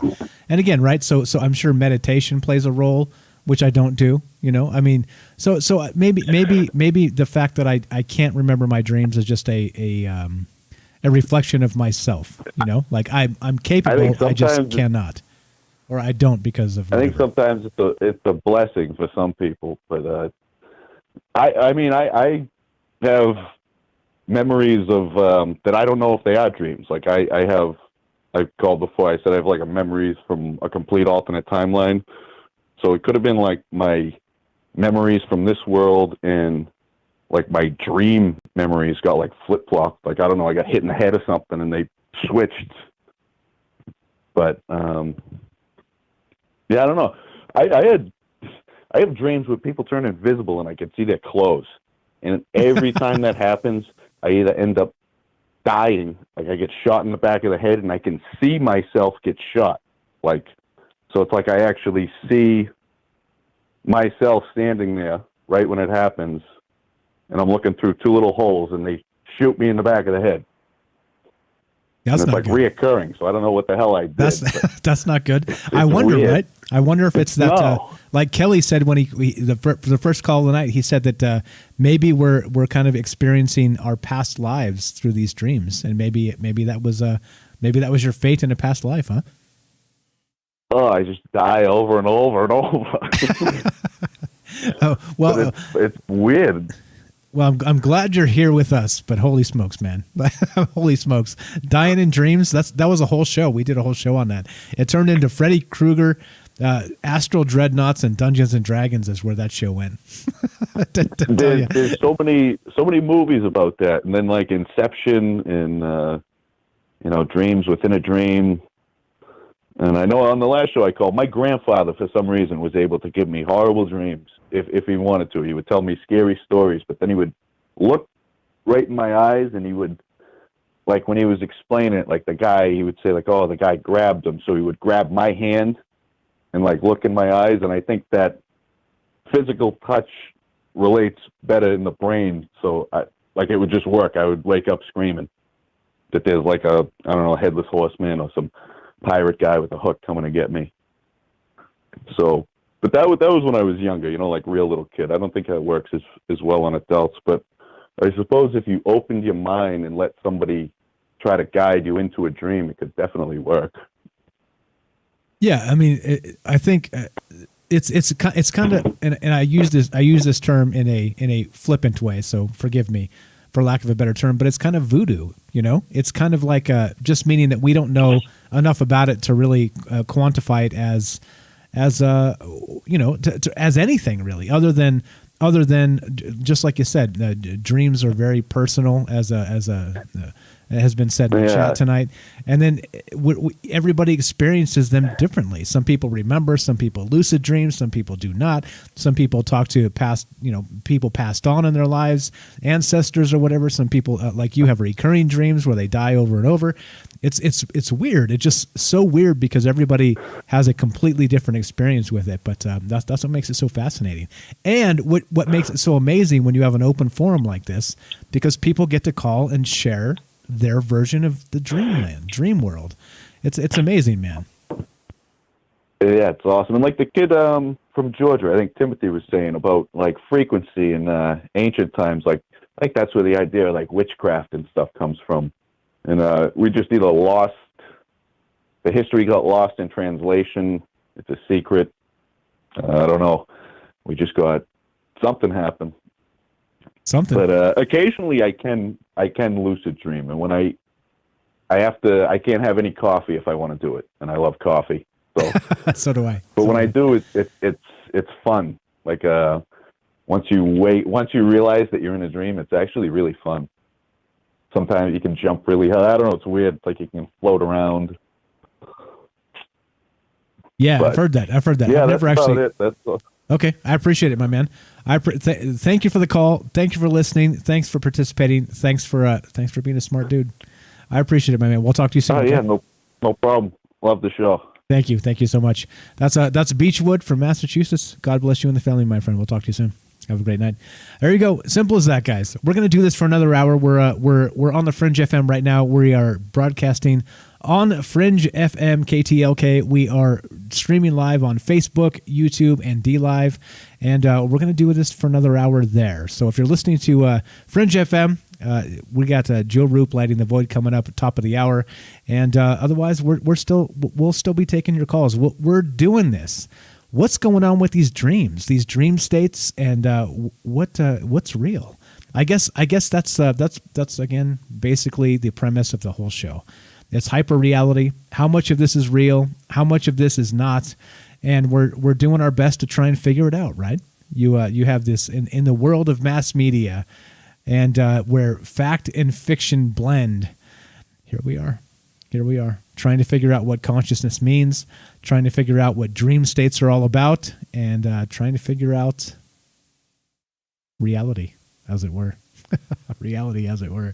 Reality. Crazy stuff, right? Crazy stuff. The funniest part, right, is you don't even need fiction. As they say, truth is often stranger than fiction. And here we are talking about dream states, talking about scientists cracking into people's heads, not physically, but figuratively, and asking questions while people lucid dream. Weird, right? Weird. Yeah, but that's what the show's about. The show's about all of those things, reality included, and everything else. So we're still taking your calls, 702-957-1037. You want to be part of the show, join the Discord. TroubledMinds.org is the official website. And as we finish this up, we're done. We're done on Fringe. But the bad news is we're done on Fringe. The good news is we're going to go for another hour. If you're listening on Fringe FM, stay tuned for Lighting the Void with Joe Roop. Great stuff. Talking about consciousness. That's his thing. It's an entire show in and of itself, consciousness. So much to talk about, so much to think about, and that's why we do it. There's a lot out there. What's up with dreams? Is it real? Is it our imagination? I'll leave it there because I don't have any answers. You've been listening to Troubled Minds. I'm your host, Michael Strange. Again, we got a third hour coming up on Facebook and on YouTube and on DLive. Fringe FM. Stay tuned. You're going to hear Joe Roop Lighting the Void, top of the hour. Let's finish up. Be sure, be strong, be true. Thank you for listening tonight. From our Troubled Minds to yours.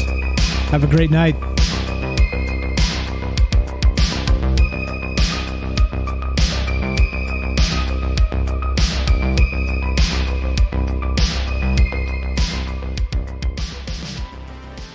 This is Michael Strange from Troubled Minds. Did you hear that scientists recently discovered radio waves coming from Proxima Centauri? Well, I cannot confirm nor deny. We are broadcasting from that neck of the woods. You are listening to KTLK, The Fringe FM.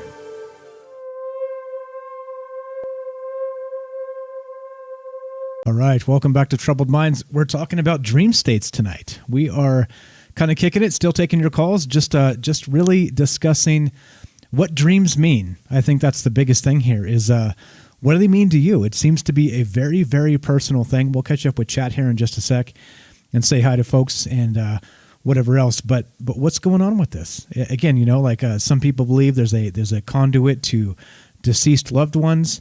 Some people believe there's some sort of maybe subconscious way to tap into, I don't know, maybe the Akashic record for some, or to tap into alternate universes for others.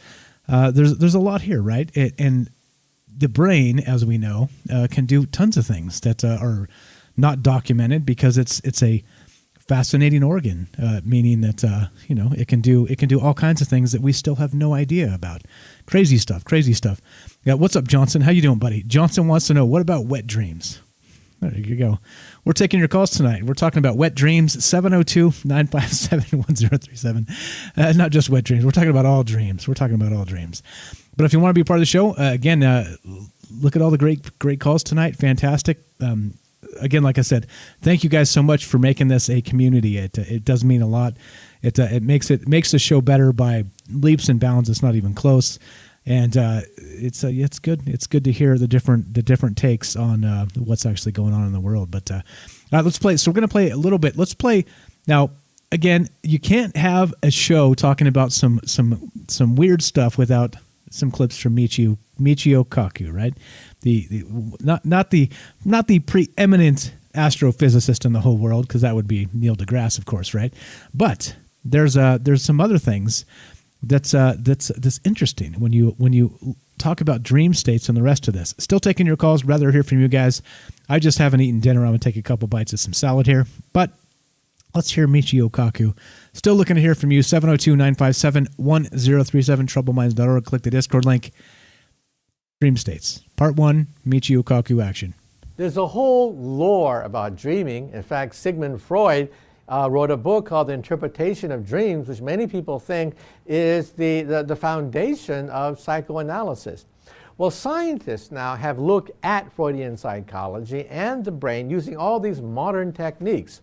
And first of all, we realize that perhaps Sigmund Freud wasn't totally wrong. There are many textbooks which simply dismiss Freudian psychology, calling it nuts. That is nothing but the sexual fantasies of a repressed Venetian scientist of the last century. But now we realize there's more to it. First of all, the unconscious mind. We can actually see the brain in motion. And we realize that much of the activity is totally unconscious, just like what Freud predicted. And Freud also said there is the ego, the id, and the superego, that we are in a constant battle with our desires and our conscious. And we see that now with brain scans. The ego is basically your prefrontal cortex. That is who you are. When you wonder, where am I anyway? Well, you're right there. You are sitting right behind your forehead. And then your desires. We see the pleasure center right there at the center of the brain. That is the libido. We see where the pleasure center is located. And then your conscience is right behind your eyes. The orbital frontal cortex, right behind your eyes, is where your conscious is. There you go, Johnson. He said it. He said it. There's your pleasure center. He's talking about dreams. He's talking about your frontal, your wet dreams, my friend. Wet dreams. Looking to hear from you guys tonight. 702-957-1037. We're talking about dreams. So what do you believe dreams are? Like some would say, in the most insipid level, in my opinion, is that dreams are just our overactive imagination kind of doing its thing, kind of doing maintenance and, maybe working its way subconsciously through problems that we have and other things, right? Like in the most basic level. But then there are people who, in their dreams, they've contacted ancestors passed on, friends, family, loved ones, whatever it happens to be, right? And so is that part of this, or is that again, or other people believe they've seen the future in their dreams, like Joe and Todd said that they saw their the wife or mother of the child or whatever it happens to be in their dreams before they even met these people. And so I think that's it, right? It's so personal, but the brain is such an extraordinary thing that we can't really nail this down to one particular thing at all, can we? Can we? I don't think so. But right behind your eyes. What's up? Says Michael, and that's true. Again, scientifically, that's true, right? And again, the pleasure center and what's up? Making fun of Johnson with the wet dreams is a funny comment, man. It was funny.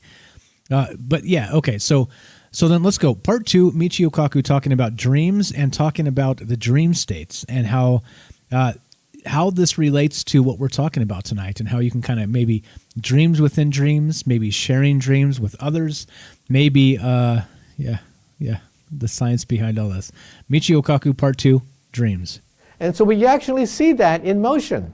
If you were to see a chocolate cake, you would see these three parts of the brain going zippity back and forth like a ping pong ball. because you're constantly debating the pleasure of eating a chocolate cake versus how fat you're going to become and all the sugar and the calories that you don't really need. So we see the beginnings of Freudian psychology coming out of brain scans. And now, dreams. Freud had a whole collection of interpretation of dreams. Scientists have looked at and said, nonsense. Now we understand the physiology of the dreaming process. And we realize that it comes at the back of the brain, a very primitive part of the brain, and that certain parts of the brain are shut off when you dream. First of all, your prefrontal cortex is basically shut off, it's quiet. Your orbital frontal cortex, that is your conscience, is also shut off. But that part of the brain is your fact checker. The part of the brain that said, that's not right, something's wrong, is right behind your eyes. That's shut off. What is active when you dream is your amygdala. And what does your amygdala govern? Fear and emotions. And so right then you know that when you dream, the active part of the brain is not the fact checker, not the rational brain, it's the emotional brain, the fearful brain that is active when you dream. There you go. So he's implying heavily here that dreams are a manifestation of our fight or flight reflex, right?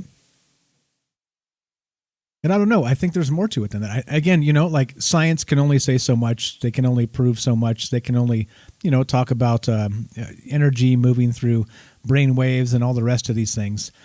But, right, why do some people remember their dreams? Why do some people not? This is not a linear thing. This is not, you could just say dreams and everybody, it's like, you say, well, that's a taco, or that's a car, right? Or that's a hammer. It's not as simple as that. Everybody experiences these things differently, these dreams differently. And so it's not as simple, though, right? Science has to try and simplify it. They have to try and make these things, replicatable as they do these experiments and whatnot. So anyway, you get my point. Like they are very personal. So let me play one more clip here, finish eating up my salad, and then we'll keep on trucking. Still talking dreams tonight. Still looking to hear from you guys if you want to be part of the show. Tons of good calls already. Looking for tons more. 702-957-1037. One more time, that's 702-957-1037. You can click the Discord link at troubledminds.org. That's the official website.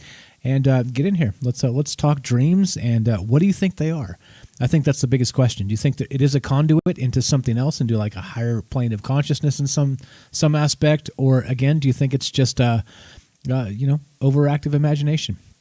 I'm open to all of it. Whatever you got. And there we go. Part 3, Michio Kaku talking about dreams and the amygdala and the fight or flight response action. And then there's some superstition called lucid dreaming, where you can actually control the direction of the dream. Well, that superstition last year became science fact. At the Max Planck Institute in Germany, they were able to show once and for all that lucid dreaming is testable, reproducible, it is real. And here's how they did it. They took a person who was about to go to sleep and told them that when you dream, clench your right fist and then clench your left fist. Now, when you dream, you are paralyzed. You cannot move when you dream. Otherwise, we'd be able to carry out all sorts of horrible things and destroy ourselves. So we are paralyzed when we dream. But when this person went into a dream state, you can clearly see that the brain initiated orders to clench your right fist and your left fist. In other words, he was conscious while he was dreaming. There are many Buddhist texts, hundreds of years old, that give you the outlines of how to control dreams, lucid dreaming. We now know that it's not hogwash, that you can actually do this. You can actually direct the course of your dream. And then one day, we may be able to brain scan the brain as you dream and put it on a screen. In which case, somebody will be able to see you dream and know the direction of the dream, and you are conscious of the process. In other words, the movie Inception is not totally hogwash. He used hogwash twice in a minute and 30 seconds. I think that's against the rules, right? I'm just kidding. That's hogwash. Okay, so I think that's the thing, right? So you have to give science their they've. I'm not trying to crap on scientists, not like that. But what I am saying though is that you have to give a we don't know what we don't know, right? And science is doing its best and all the rest of that. But we're talking about consciousness. That in and of itself is a huge thing. It's we're not even close to really figuring that out. But there's a lot to this. So anyway, gonna catch up with some chat. Still looking to hear from you guys tonight. If you want to be part of the show, putting the phone number up. Gonna read some chat. Thanks for listening to some clips and letting me chow down some salad here as I'm a hungry bear. Hungry as a bear.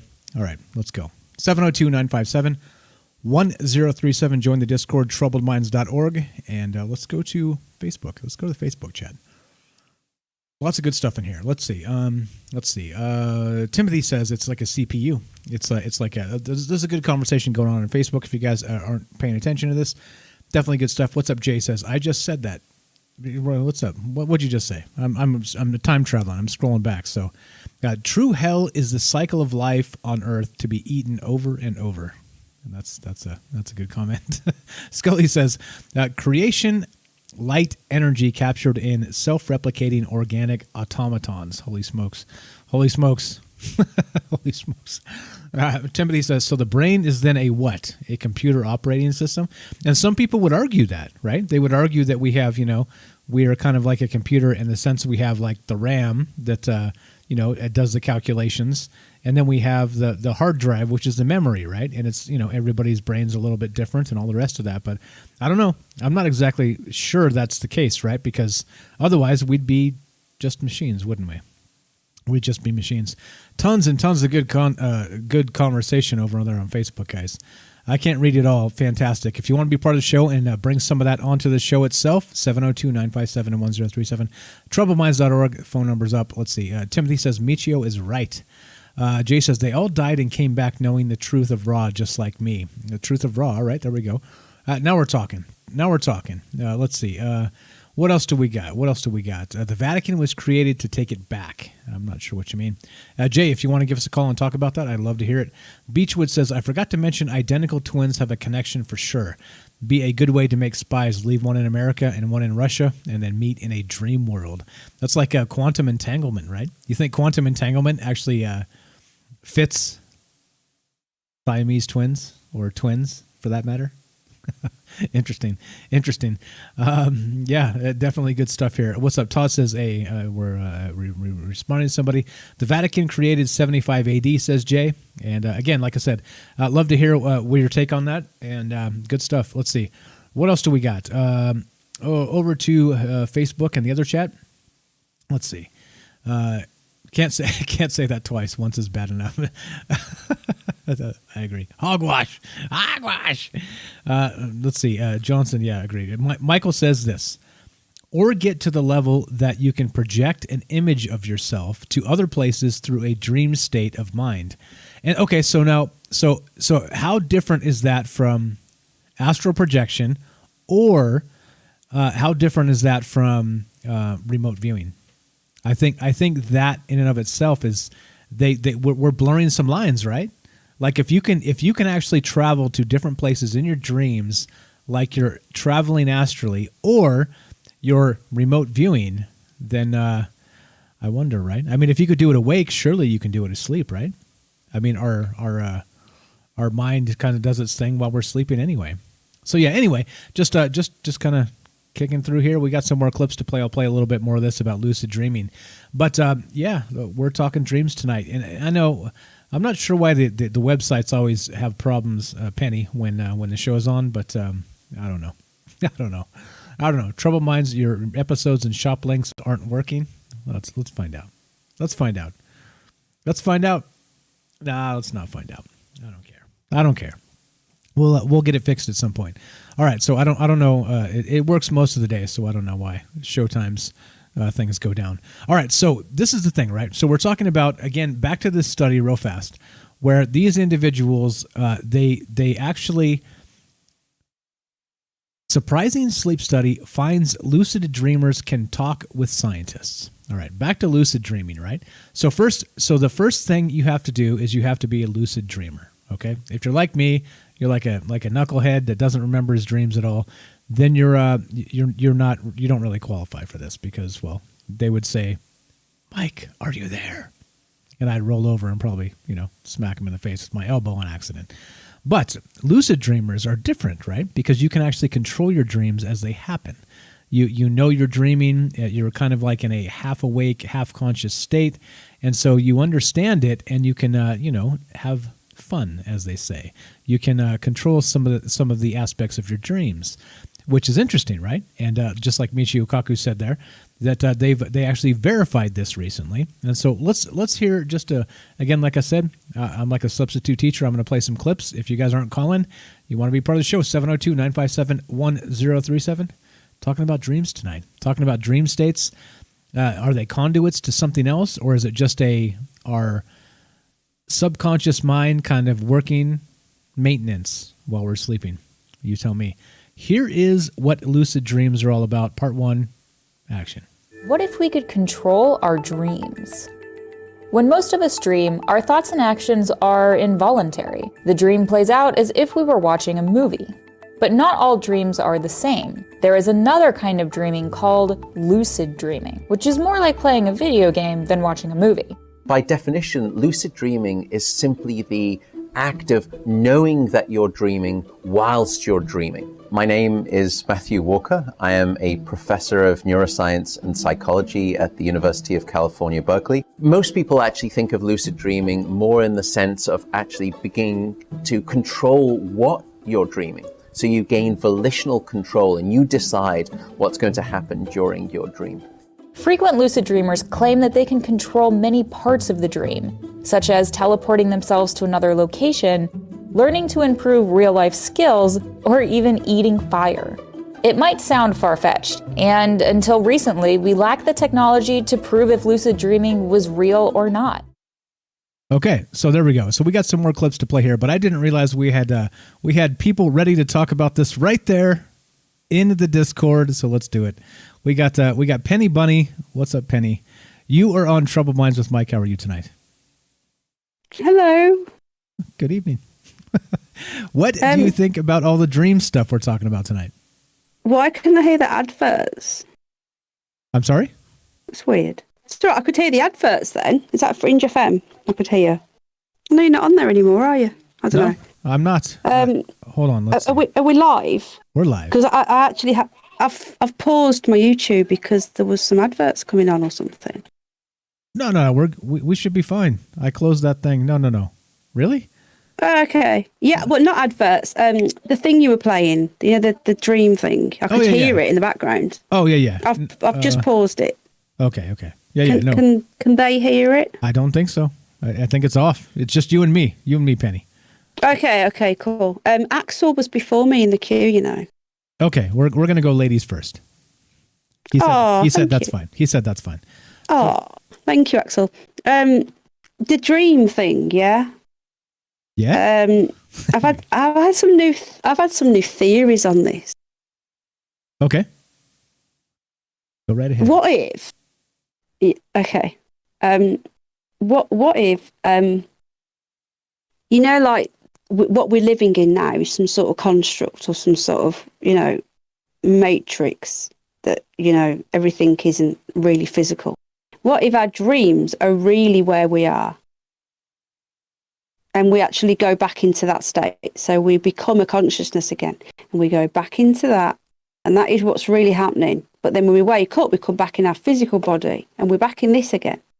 That was just a theory that I've... You mean it's the opposite? Sorry? The opposite. Yeah. So the dream is actually our real life. Yeah. It's just a thought I've been having lately, because I try and think outside the box. So I try and, I don't like to follow other people's theories. I like to think of my own. And I was just thinking, hang on a minute, what if we're thinking that, we go off into some other world when we're asleep, or we go into, this dreamlike zone or whatever. What if when we go to sleep, our consciousness or whatever it is that's inside this shell our soul goes and becomes what it should be. And then we go and, because we go into all these crazy worlds, don't we? Like, I don't know about you, but my dreams are hell. Every single night from when I was a kid, every single night I have nightmares. I never have a nice dream. Really? If you're dreaming at all and you can remember it, it's a nightmare. Your whole life. Yeah, I dream every night. Yeah. Monsters, aliens, spiders is a bad one. So I have them about at least once a week. I get attacked by spiders. Ghosts. The alien ones are getting more and more now. So we have an alien invasion. Honestly, I'm laughing with you. What the hell? Wait. Okay, so if that's the truth, then you're saying the reality we live in, if it's the dream state, then there's tons of like crazy stuff going on. Tons of crazy stuff is what you're trying to say, right? Yeah, I don't know. It could. I don't know. But if that's the case, then I'm a bit. I can't. Can I swear? Hell yeah, you can swear. Fucking right. Oh, sorry. It's all right. I was going to say, well, I'm fucked then, because if that is really me, then I've had it, haven't I? Yeah, well, exactly. So I think it's weird though that, don't you think it's odd though? So if that's the case, right? And let's say you reverse it and our reality is actually the dream state. How you have terrifying dreams and other people have nice dreams. You know what I mean? So what the hell's going on there? It means I'm a troubled mind. I think that's for certain. That's for certain, 100%. But right, you see what I'm saying? It could be corruption. Yeah, it could be corruption from this crazy, like even David Icke says, I don't know whether you've followed him much, but he says that, everything isn't really physical. We just think it is. Like in a game, like in a video game, we all think that it feels physical within the game. And I do believe, though, that there's a lot more going on around us that we can see, like other frequencies and stuff. There's so much around us. I think that a lot of these dimensions cross over with us, and that's what ghosts are. So there's a bit of a crossover. So when we see a ghost, it's actually we're seeing what's going on around us that we can't usually see. And when you open up your mind and you open up your frequencies, you can see what's actually going on when you don't normally see it. And I believe that we are that corrupted in our head, especially with all the 5G, 4G and all these things messing with our frequencies, that doesn't help. That makes the situation a whole lot worse. But yeah, I think if we ever go back to our pure mind, then we would not have all this corruption, That's what I think anyway. But yeah, this theory is just a new theory of mine, I don't know. What if, when we go off, that's our consciousness, not so much where we come from. I don't think we come from anywhere. I think we're just like a consciousness, and we go to different places and we experience different physical. So when we go to sleep, our body's resting. Where does our soul go? Is that what the dream is? Is that us going to wherever we go? Yeah, interesting. When we die... Yeah. So when we die, where do we go?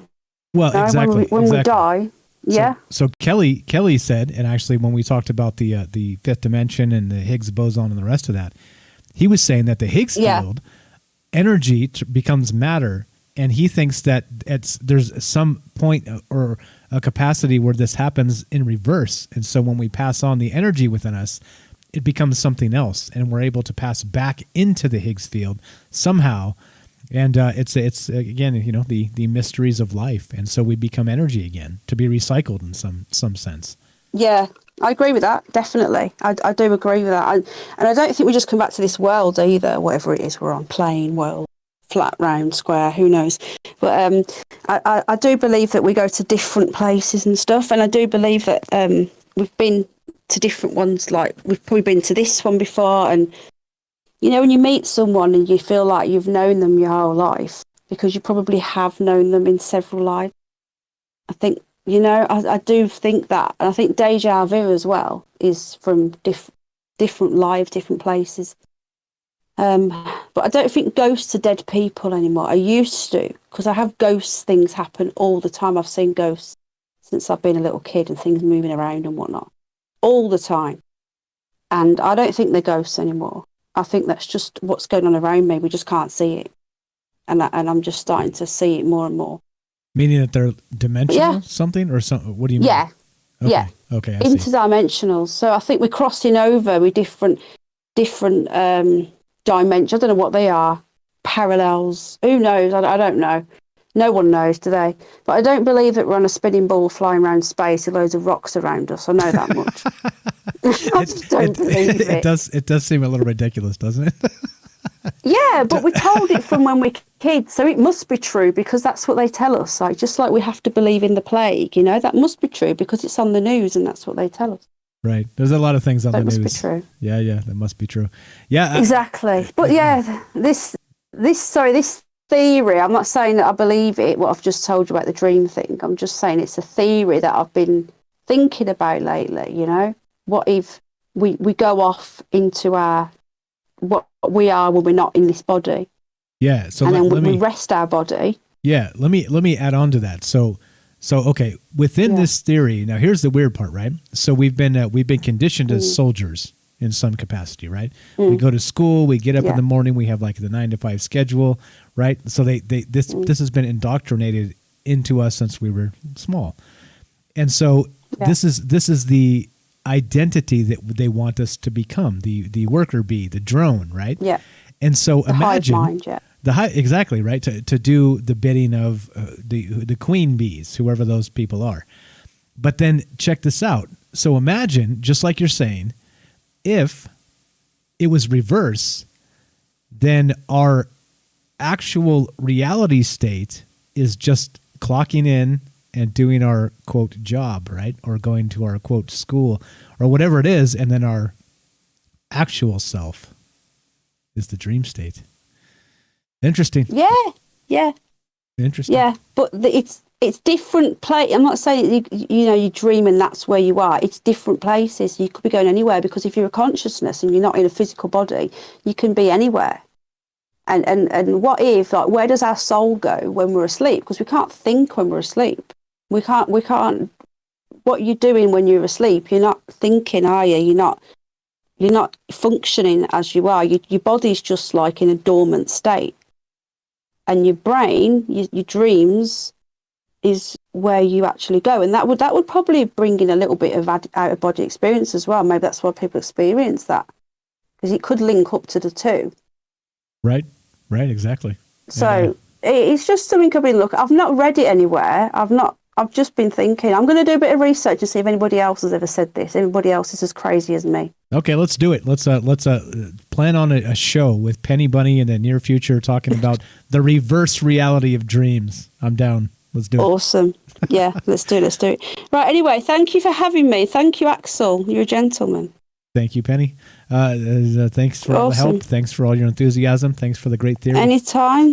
the shop's broke. The shop is broken. Yeah. It's been broken. Trying to buy another t-shirt. Exactly. We got Tam Bam's helping us with some new designs, and I'm going to switch the shop entirely to something else so we won't have those problems. So thank you everybody for all the help, including you, Penny. Of course, Penny, #1 fan in the UK, as I'm told. #1 fan in the UK, and for Tasha, many subjects answered as well. She's awesome as well. So she's helping out, and she's our new cheerleader as well from the UK. Fantastic. I appreciate it, guys. All right, so we got Axel behind you, and we got 2 calls stacking up. Let's keep on trucking. You're the best, Penny. Right, see you later. See you later. Thank you. Thank you. Bye. Talk to you soon. All right. We're going to Axel. What's up, Axel? Thanks for waiting, my friend. How are you tonight? All right. Cool, Mike. Right on. Just doing what we do, man, talking about weird shit. What do you think about all this dream stuff? Well, as a sort of unreconstructed Freudian, I hold to his theory that they're mostly about wishes we have or anxieties that we're working through. So not a super exciting theory. That's fine. I'm okay with that. I figured I'd call in because I am a lucid dreamer, and so I guess I have some subject matter expertise. When I was younger, maybe a fourth or a third of the dreams I had would be lucid, but these days, if I remember a dream, I know it was a dream when I was dreaming it. Okay. So okay. But you don't lucid dream anymore. Like it was a thing of your youth and it's gone away now? Oh no, I'm saying it's the opposite. Like it used to be some of my dreams were lucid. Now, if like every dream that I remember, I know is a dream at the time. I see. Okay, I see. But is it often? It's possible having. Oh yeah, like basically every night. I dream most nights. I wrote this one down because I knew we were having a show about it. Nice. I dreamt I was on a whaling ship last night, and below decks there was a restaurant. And it wasn't super exciting. I don't know, like I have quite a bit of control over my dreams, but most dreams are just sort of scenarios, so I tend just to play along. Like, okay, I'm on a boat, I'll do that for 10 minutes or whatever. Wait. So there was an actual a restaurant. What were they serving? Do you remember? Oh, it was like a restaurant out of a movie where it was like, like a 70s movie where it was like dark and low lighting and like fancy looking people, but I didn't really like a fancy French restaurant. I wasn't really paying attention to specifics. I went back up deck because like the ship idea was more exciting to me than the restaurant idea. Okay, all right, got it. Fair enough. All right, so do you think that lucid dreaming is something that you can teach yourself, or do you think it's just something that's kind of innate as an experience of just being you? I know that like you can buy like a book that in theory will teach you how to do it. I just started having some of my dreams be lucid when I was, as early as I remember. And then, I've definitely gotten better at it over the years in the sense of my control over my dreams is much better now than it was, 20 years ago. I like pretty easily can put myself in any particular place I want to be now. Like if I'm like, for some reason, like I said, normally I just play along the scenario, but if I'm like, I want to have a dream where I'm in Chicago, I can like go to Chicago. Interesting. Interesting. But you don't think there's any additional, let's say, woo or spiritualism or supernatural or string theory or any of that connected? Do you think it's just kind of a figment of our imagination, overactive imagination or something like this? There might be a spiritual side to it. It's certainly true that you don't normally have access to your subconscious very much at all. And at least according to Freud and Lacan, that barrier is weaker when you're dreaming. And so like it is hopefully, maybe giving you some insights into what it is you really want or what it is that's really bothering you. Most of the time, if I have a dream, it's pretty obvious. If it's about something, it's pretty obvious. I'm like, oh, this is about me having anxiety about my health. This is about me having issues with my family or whatever. Yeah. I'm open-minded about these things. There is always the question of like, when you do talk to someone in a dream, who are you talking to? Because like you don't have control over what the other people in your dreams say. They seem to have something, like there's obviously some sort of presence behind them in the sense that you can communicate with other people in your dreams. You can have conversations that make sense, but you don't remember having the other half of the conversation. You're not talking to yourself really, at least not in the way you do when you're awake. Right, exactly. So there's at least your brain in some capacity is able to kind of slice itself off and talk to itself like it's its own imaginary friend. Something like that. I always am like, how do you know that the people you talk to in your dreams aren't as real, don't have interiority in the same way that you do? They just don't have it for very long. Right. Your brain's capable of giving you a subjective experience. So like maybe it's giving all these people subjective experiences too. It's not around very long. Right. And then so how bizarre would that be? Just to finish it up, we got Kelly on the phone behind you. But how bizarre is it if those people in your dreams were also dreaming and they dipped into your mind and your subconscious somehow, like you said, where you don't remember having the other part of the conversation? So weird. Could be weird, bro. Weird, man. You're in the right place. I appreciate you having an open mind. All right. Well, I'll talk to you later. Take care, Mike. Axel, you're the best. Have a great night. Okay. Thanks for the call. There you go. There you go. Met Axel on Twitter. Look at that. Find smart people everywhere. And I've been told, or actually I've been of the opinion, that there's not a lot of smart people on Twitter. Only because you see all the pooflinging. It's awful. But look, I think we have we have an example of the opposite of that. Thanks for the call, Axel. Kelly, you're on Trouble Minds with Mike. How are you, my friend? Hey, what's up, man? Yeah, you already know. The dreams. What's up with the dreams, my friend? I don't know. I mean, I've heard a lot of different stories or a lot of different, opinions and stuff tonight, which is pretty interesting. But again, maybe it could be like he was saying just now, that it could be like, maybe it could be, sounds like a tapping into the Akashic records. Maybe everybody's doing that at the same time. Or like, the faces, like he was saying, an example is like, there's some dreams that I've had that were pretty elusive. It was people that I have never even, I don't think I've ever met, but like throughout my life, I know that I have never met these people, but in your dreams, you're like, you'd be talking with them like, you're talking with some good friends or something. Which is weird, right? That's weird. It's weird. Yeah, it's like, yeah, no. I think that's the thing, right? So I can see all angles of this, but I mean, when we're talking about, I don't know, like higher levels of consciousness, and like some people swear that they're communicating with deceased loved ones. It's I don't know, like it could be part of that maintenance of the brain, right?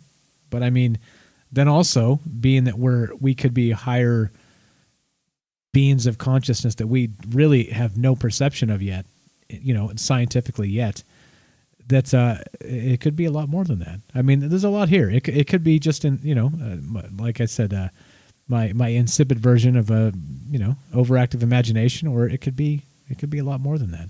I don't know. Crazy stuff. So you were going to tell us about that dream. You were going to finish on that dream that where you got shot, right?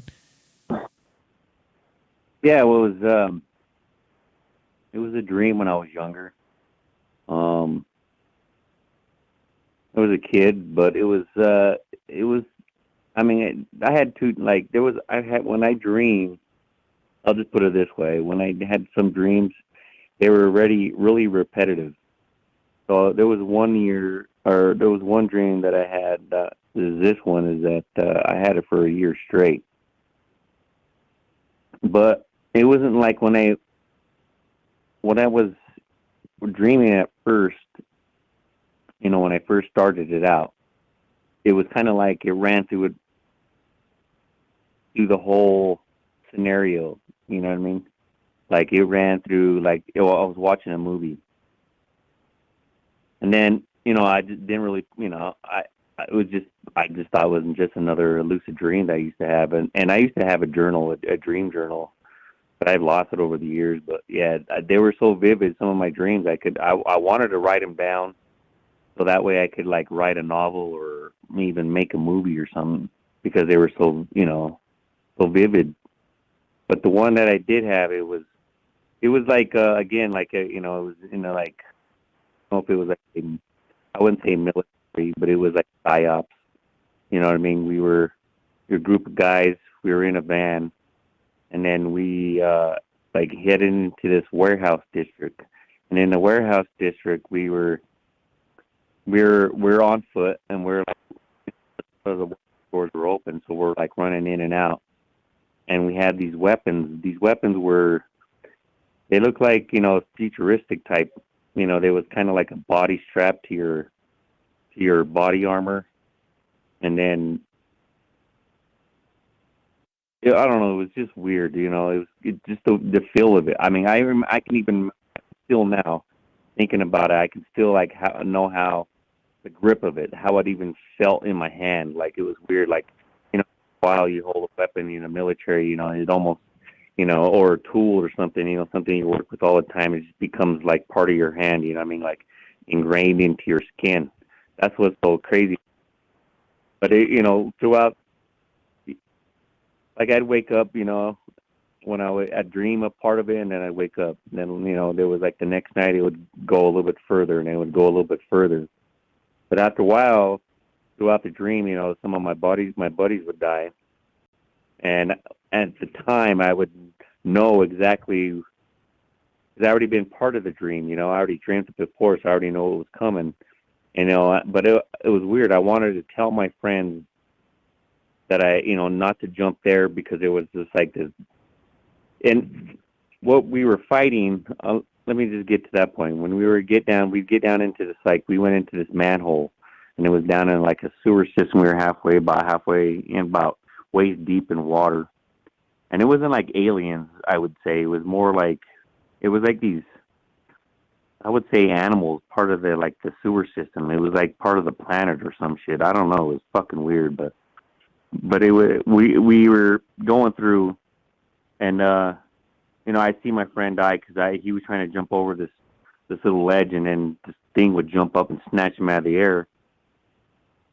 And then, like, we get further down into where we was going, we ended up being like maybe 4 of us left, 3 or 4 of us. And I remember having a shootout. It was everybody was just shooting at, like we were shooting at a different direction, whoever we were shooting at. I can't remember now, man. It's been so many years, but I remember I was jumping over to go help a friend, and I caught one in the chest on the right side of my, like, right underneath my armpit. You know what I mean? Where the body armor hasn't really no protection right there. But I took one in the armpit, right underneath my chest on my ribs, and I felt it. And I actually felt it, heard the bones crack, and I just couldn't, I couldn't breathe. It was hard to breathe. My buddy was grabbing a hold of me. He was trying to talk to me.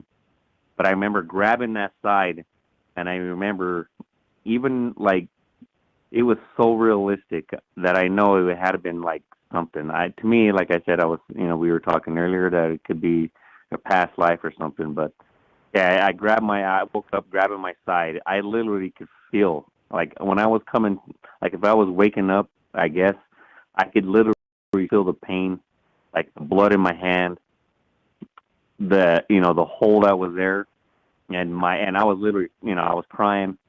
And I came sitting up so fast, and then I just, like, looked around, like, what I mean? Like it just happened, So that vivid dream was, that one, it was that was so weird. It lasted a whole year before I could see what the end of the dream was, and it was me dying. Really? So it was a recurring thing that happened for a year, and then it ended up with you actually dying at the end of that dream. It's okay. Yeah. So once you died in the dream, did you stopped having the dream? Like, it was like the resolution happened, and that was that?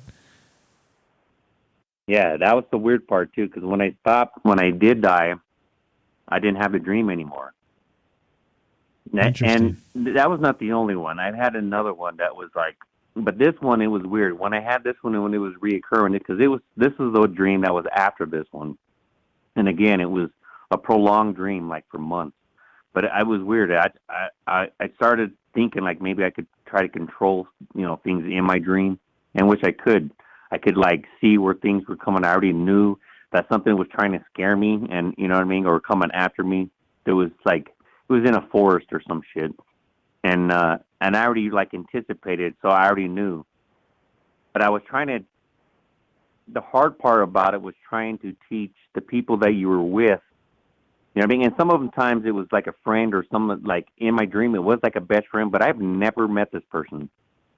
So I'm, like, in the dream, I'm trying to tell them, hey, this is what's going to happen. And they just looking at me like, what the fuck are you talking about, right? And then when it happens, one guy I did save, and he was like, how in the fuck did you know that? And I was like, man, I couldn't tell him, like, well, I'm in my dream because, fuck, I'm in my dream. You know what I mean? I don't know how to explain that, to him. Like, well, I already had a dream, and right now we're dreaming. So yeah, this is what's going to happen. Which is weird, man. That's weird. Hey, Kelly, if you're out there in the dream world and you need a gunner, man, I got your back, buddy. You let me know. You let me know. Reach out in the frequencies and the vibrations. I got your back, buddy. I'm on your team all day, every day.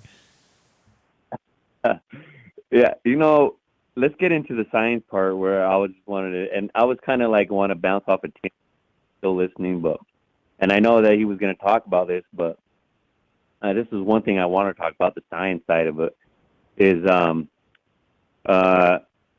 there's this thing like with, I'm going to do a quote through Tesla, and then I would like to share a couple things, but. Okay, hold on. Do me a favor. Do me a quick favor. Hold that thought. We've got Philip on the line. Uh-huh. I'm gonna put him on with you, so we'll have all three of us on. Okay. All right. So I'm gonna just put him on the phone. Say hi to Philip just to keep him on, and then we'll have a conversation as we finish this out. No time limit. We don't have commercials or any of the rest of that. We're just kicking it, having a good time. So no problems here. Let me go to Philip real fast, and then we'll hear from you. All right, Philip, you're on with Mike and Kelly. How are you, my friend? Hey, how's it going, guys? It's all going well this way, dealing with kids. Nice. Well, hey. It's all good. Yeah, all good. All good is all good. We're just man. we're just talking. Right. We're talking dreams tonight, my friend. So I want to put you on because I didn't want you to go away. So go ahead and go ahead. Tell us what you think real quick. We'll get back to Kelly's story. Like I said, there's no time limit here. We can go for another hour if we need to. So take your time. What's up? Say hi to each other. Let's have let's have a bro fest. All right. So talking about the whole lucid dream thing.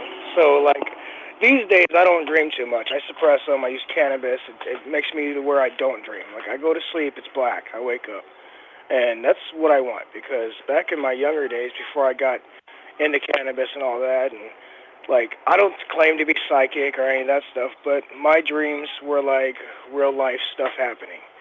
Like I seen my mother die the way she died in the hospital, and it was crazy. Like some friends, they died just a few days after I dreamt of them dying, and like when it happens so much, you just get to this point where you're just like, no, I'm done dreaming. Just you try to find any way you can to suppress your dreams, and that's pretty much what I did. And I still do that because I'm literally scared to dream anymore, to be honest with you. It's wild. Interesting. Yeah, no. Again, I don't have that malady. I'm the opposite. I just can't remember them for the life of me. I just can't do it. I just can't do it. It's probably good. Like Okay. I don't know if other people have had that happen to them or not. Yeah, right. I'd like to talk with people if they have, but Yeah, right. I All right. mean, So before we go back to as Kelly far as real fast. controlling what goes on, Sorry, go ahead. like I've never been able to control what goes on in a dream. Yeah, same here. So I don't same even know here. if you could say that's lucid dreaming or anything. So whenever shit happens, it just happens, and that there's like no controlling it. You know. Which is weird. So Yeah, okay. So it's so really weird. So before we go back to Kelly real fast, and again, like I said, there's no time limit. We're cool. What do you think? Do you think there's like some sort of supernatural conduit? Do you think that you can talk to people who've passed on? Do you think that there's the string theory and the different universal type things with the dreams, or do you think it's just a little bit more basic than that? No, I think there might be. Honestly, like I think there's more to our lives than what we think there is.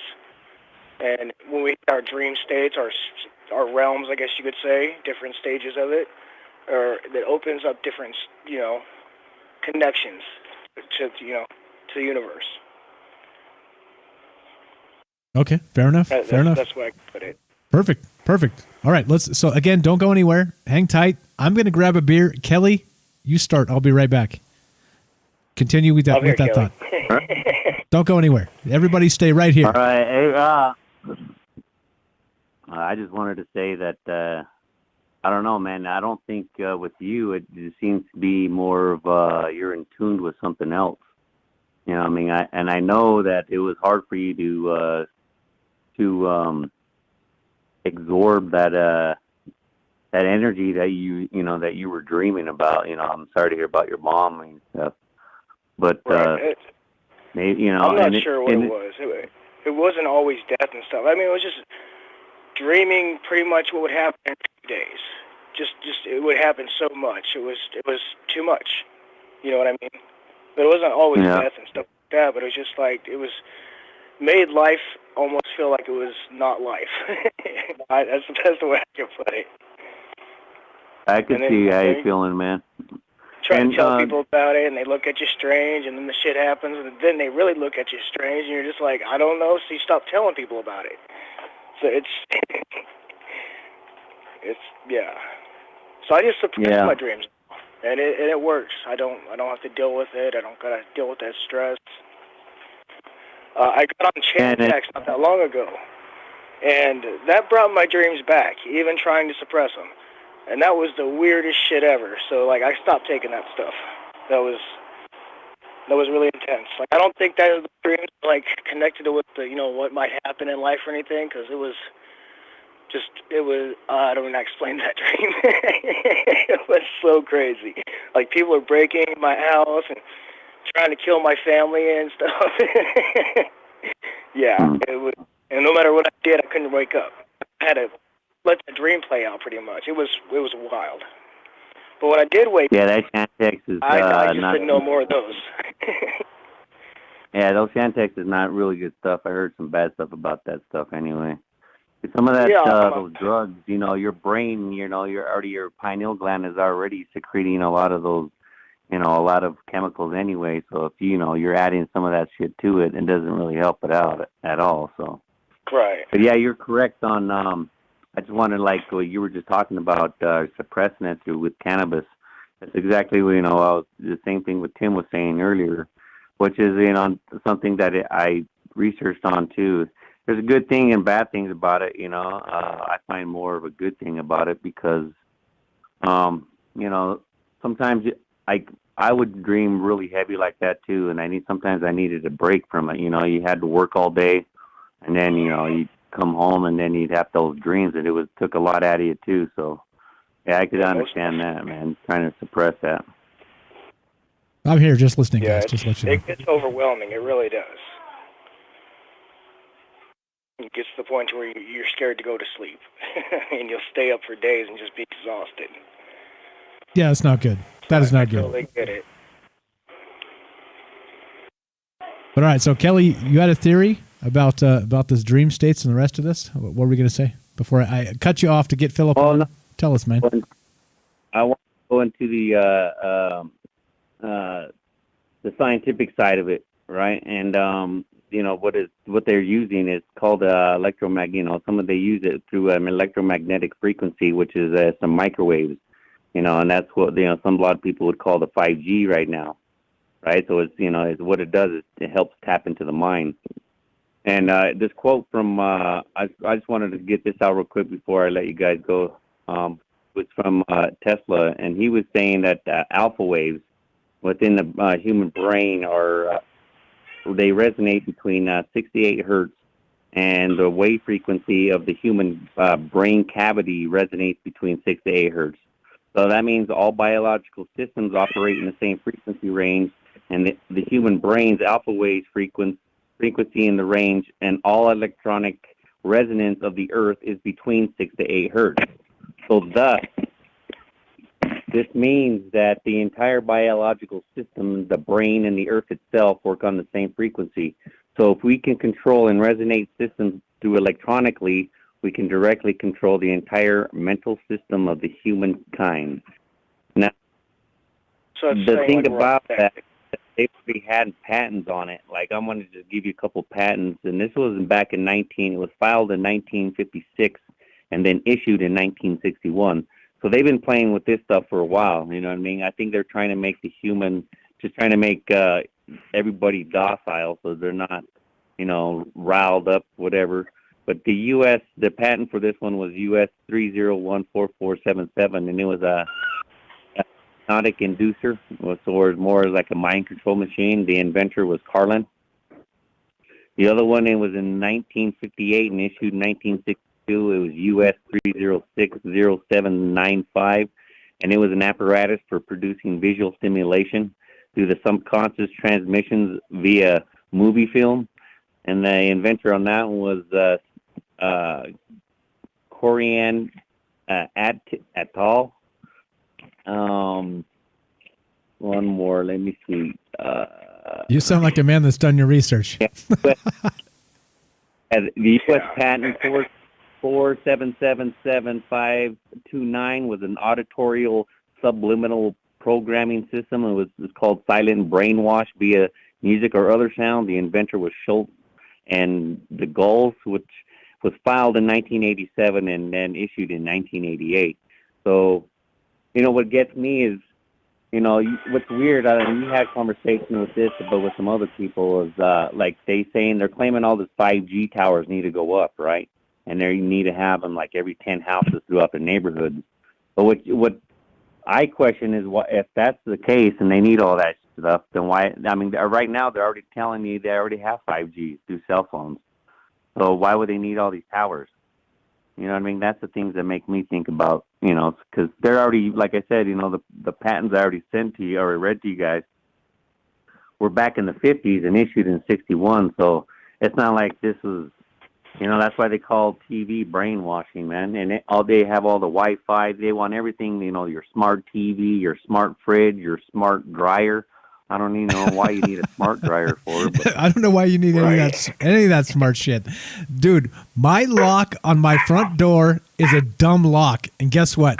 When I turn it, you have to unturn it from the inside.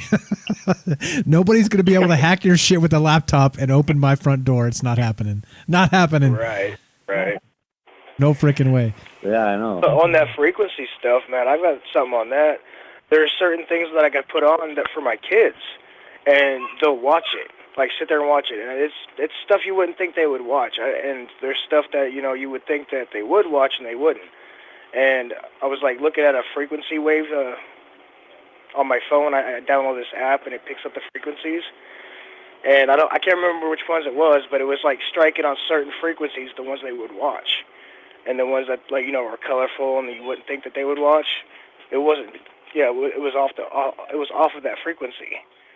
So I've always been wondering since I've seen that. I was like, are they putting certain frequencies into TV shows that draws kids' attention, or even people's? Hey, without them really knowing why. Hey, Beechwood said he couldn't actually lucid dream until he saw that particular movie. Like it woke something up in him. Like there was some kind of like underlying frequency in that movie. So right.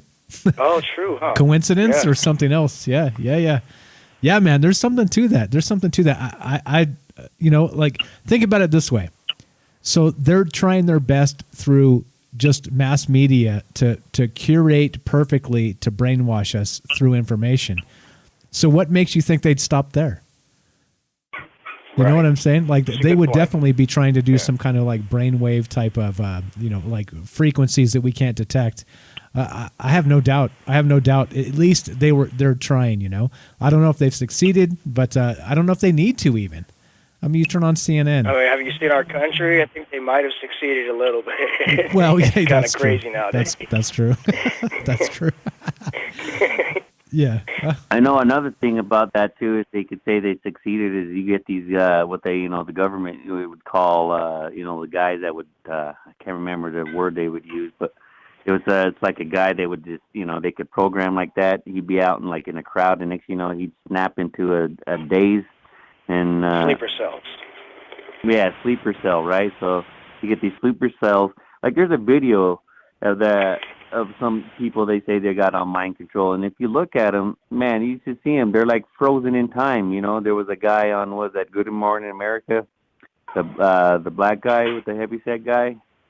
He was frozen in time, like he was just staring at the camera for like I swear for about he was staring at that shit for like 10 minutes and just froze there.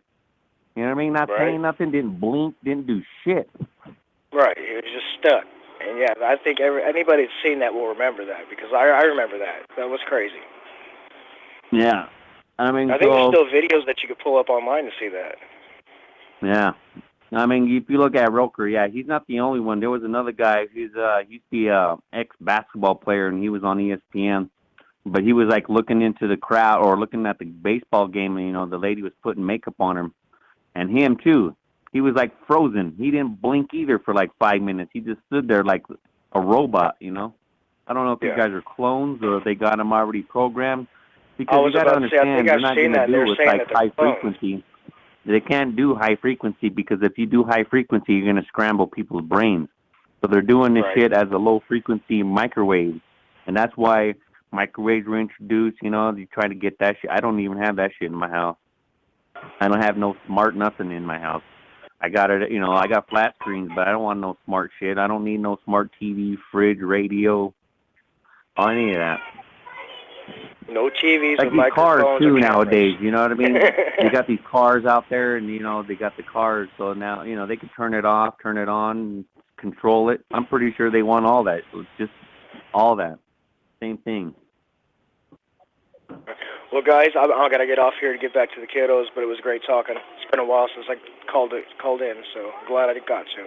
Philip, thank you so much, man. I had to get you on. I knew. I was like, hold on. This dude hasn't called in like a year. We got to get him on the phone. Thanks for calling. Yeah. God bless you and the family. Man. Thanks for listening. We'll talk to you soon, okay? All right, y'all take care. Thanks, man. You too. There you go.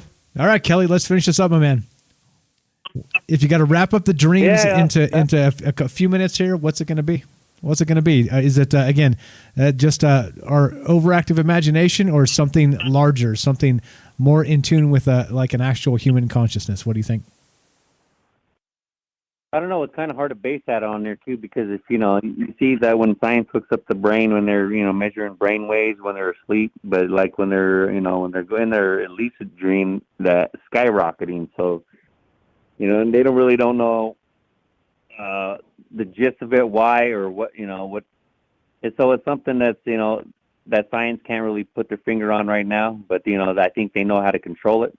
So I just caution everybody that's out there, and try to get don't go so electronic out there, and be zapped by the whoever's out there trying to control us. So, and they're working hard to do it, aren't they? They're working hard. They're working like crazy. Yeah, they've been doing it for years. Yeah, I think I'm working hard to try and like buck it to work against it, but there's like 10 million of them working against me, working against us. It's crazy. It's crazy. Now this is the thing, guys. This is important. Always note your sources. Mainstream sources, right? Like they have a CIA connection. They have for dozens and dozens of years. Just be careful. Like don't again. No, this is the thing, right? Just be careful. Realize that the news we get is carefully curated, and then it's spun, and then on top of that, there is a grain of truth in it. And so that's the thing, right? They can't just straight tell you completely 100% fake shit, because of course, right? Eventually somebody would catch them. They have to have some grain, like a grain of sand of truth. Just be careful. Watch the sources, know your sources, and that's what we're here talking about. Kelly, you're the man. Yes, sir. Oh, one more thing. Just one more thing. Let me put them out. When he was like him and Tim were saying about using cannabis to, and this is the thing I wanted to get at. It was about something good and something bad. Yes, it will. Cannabis use or any kind of drug use will reduce your dream states. But the thing about what cannabis is better about it is the reason why I smoke too. Is the reason why is because it changes your frequency just by a slight bit of the hertz that it runs, right? Between 6 and 8 hertz, right? The frequency we just read earlier. But it changes it. So if it can change it from your dreaming, so that means you're not hooked up to the matrix that or to the system that they're putting out. So maybe that could be the good thing, that you're not dreaming so much, but maybe that you're not going to be able to be mind controlled as easy as everybody else is. Yeah, I don't know. So I don't do any of that. So I have no opinion on that. I don't know. I'm ignorant, but I believe you, and I don't know. Like I'll roll with that just because I don't know. I don't know any better. I'm ignorant, man, and that's the thing, right? Sorry, go ahead. No, I was just saying, that they already did that.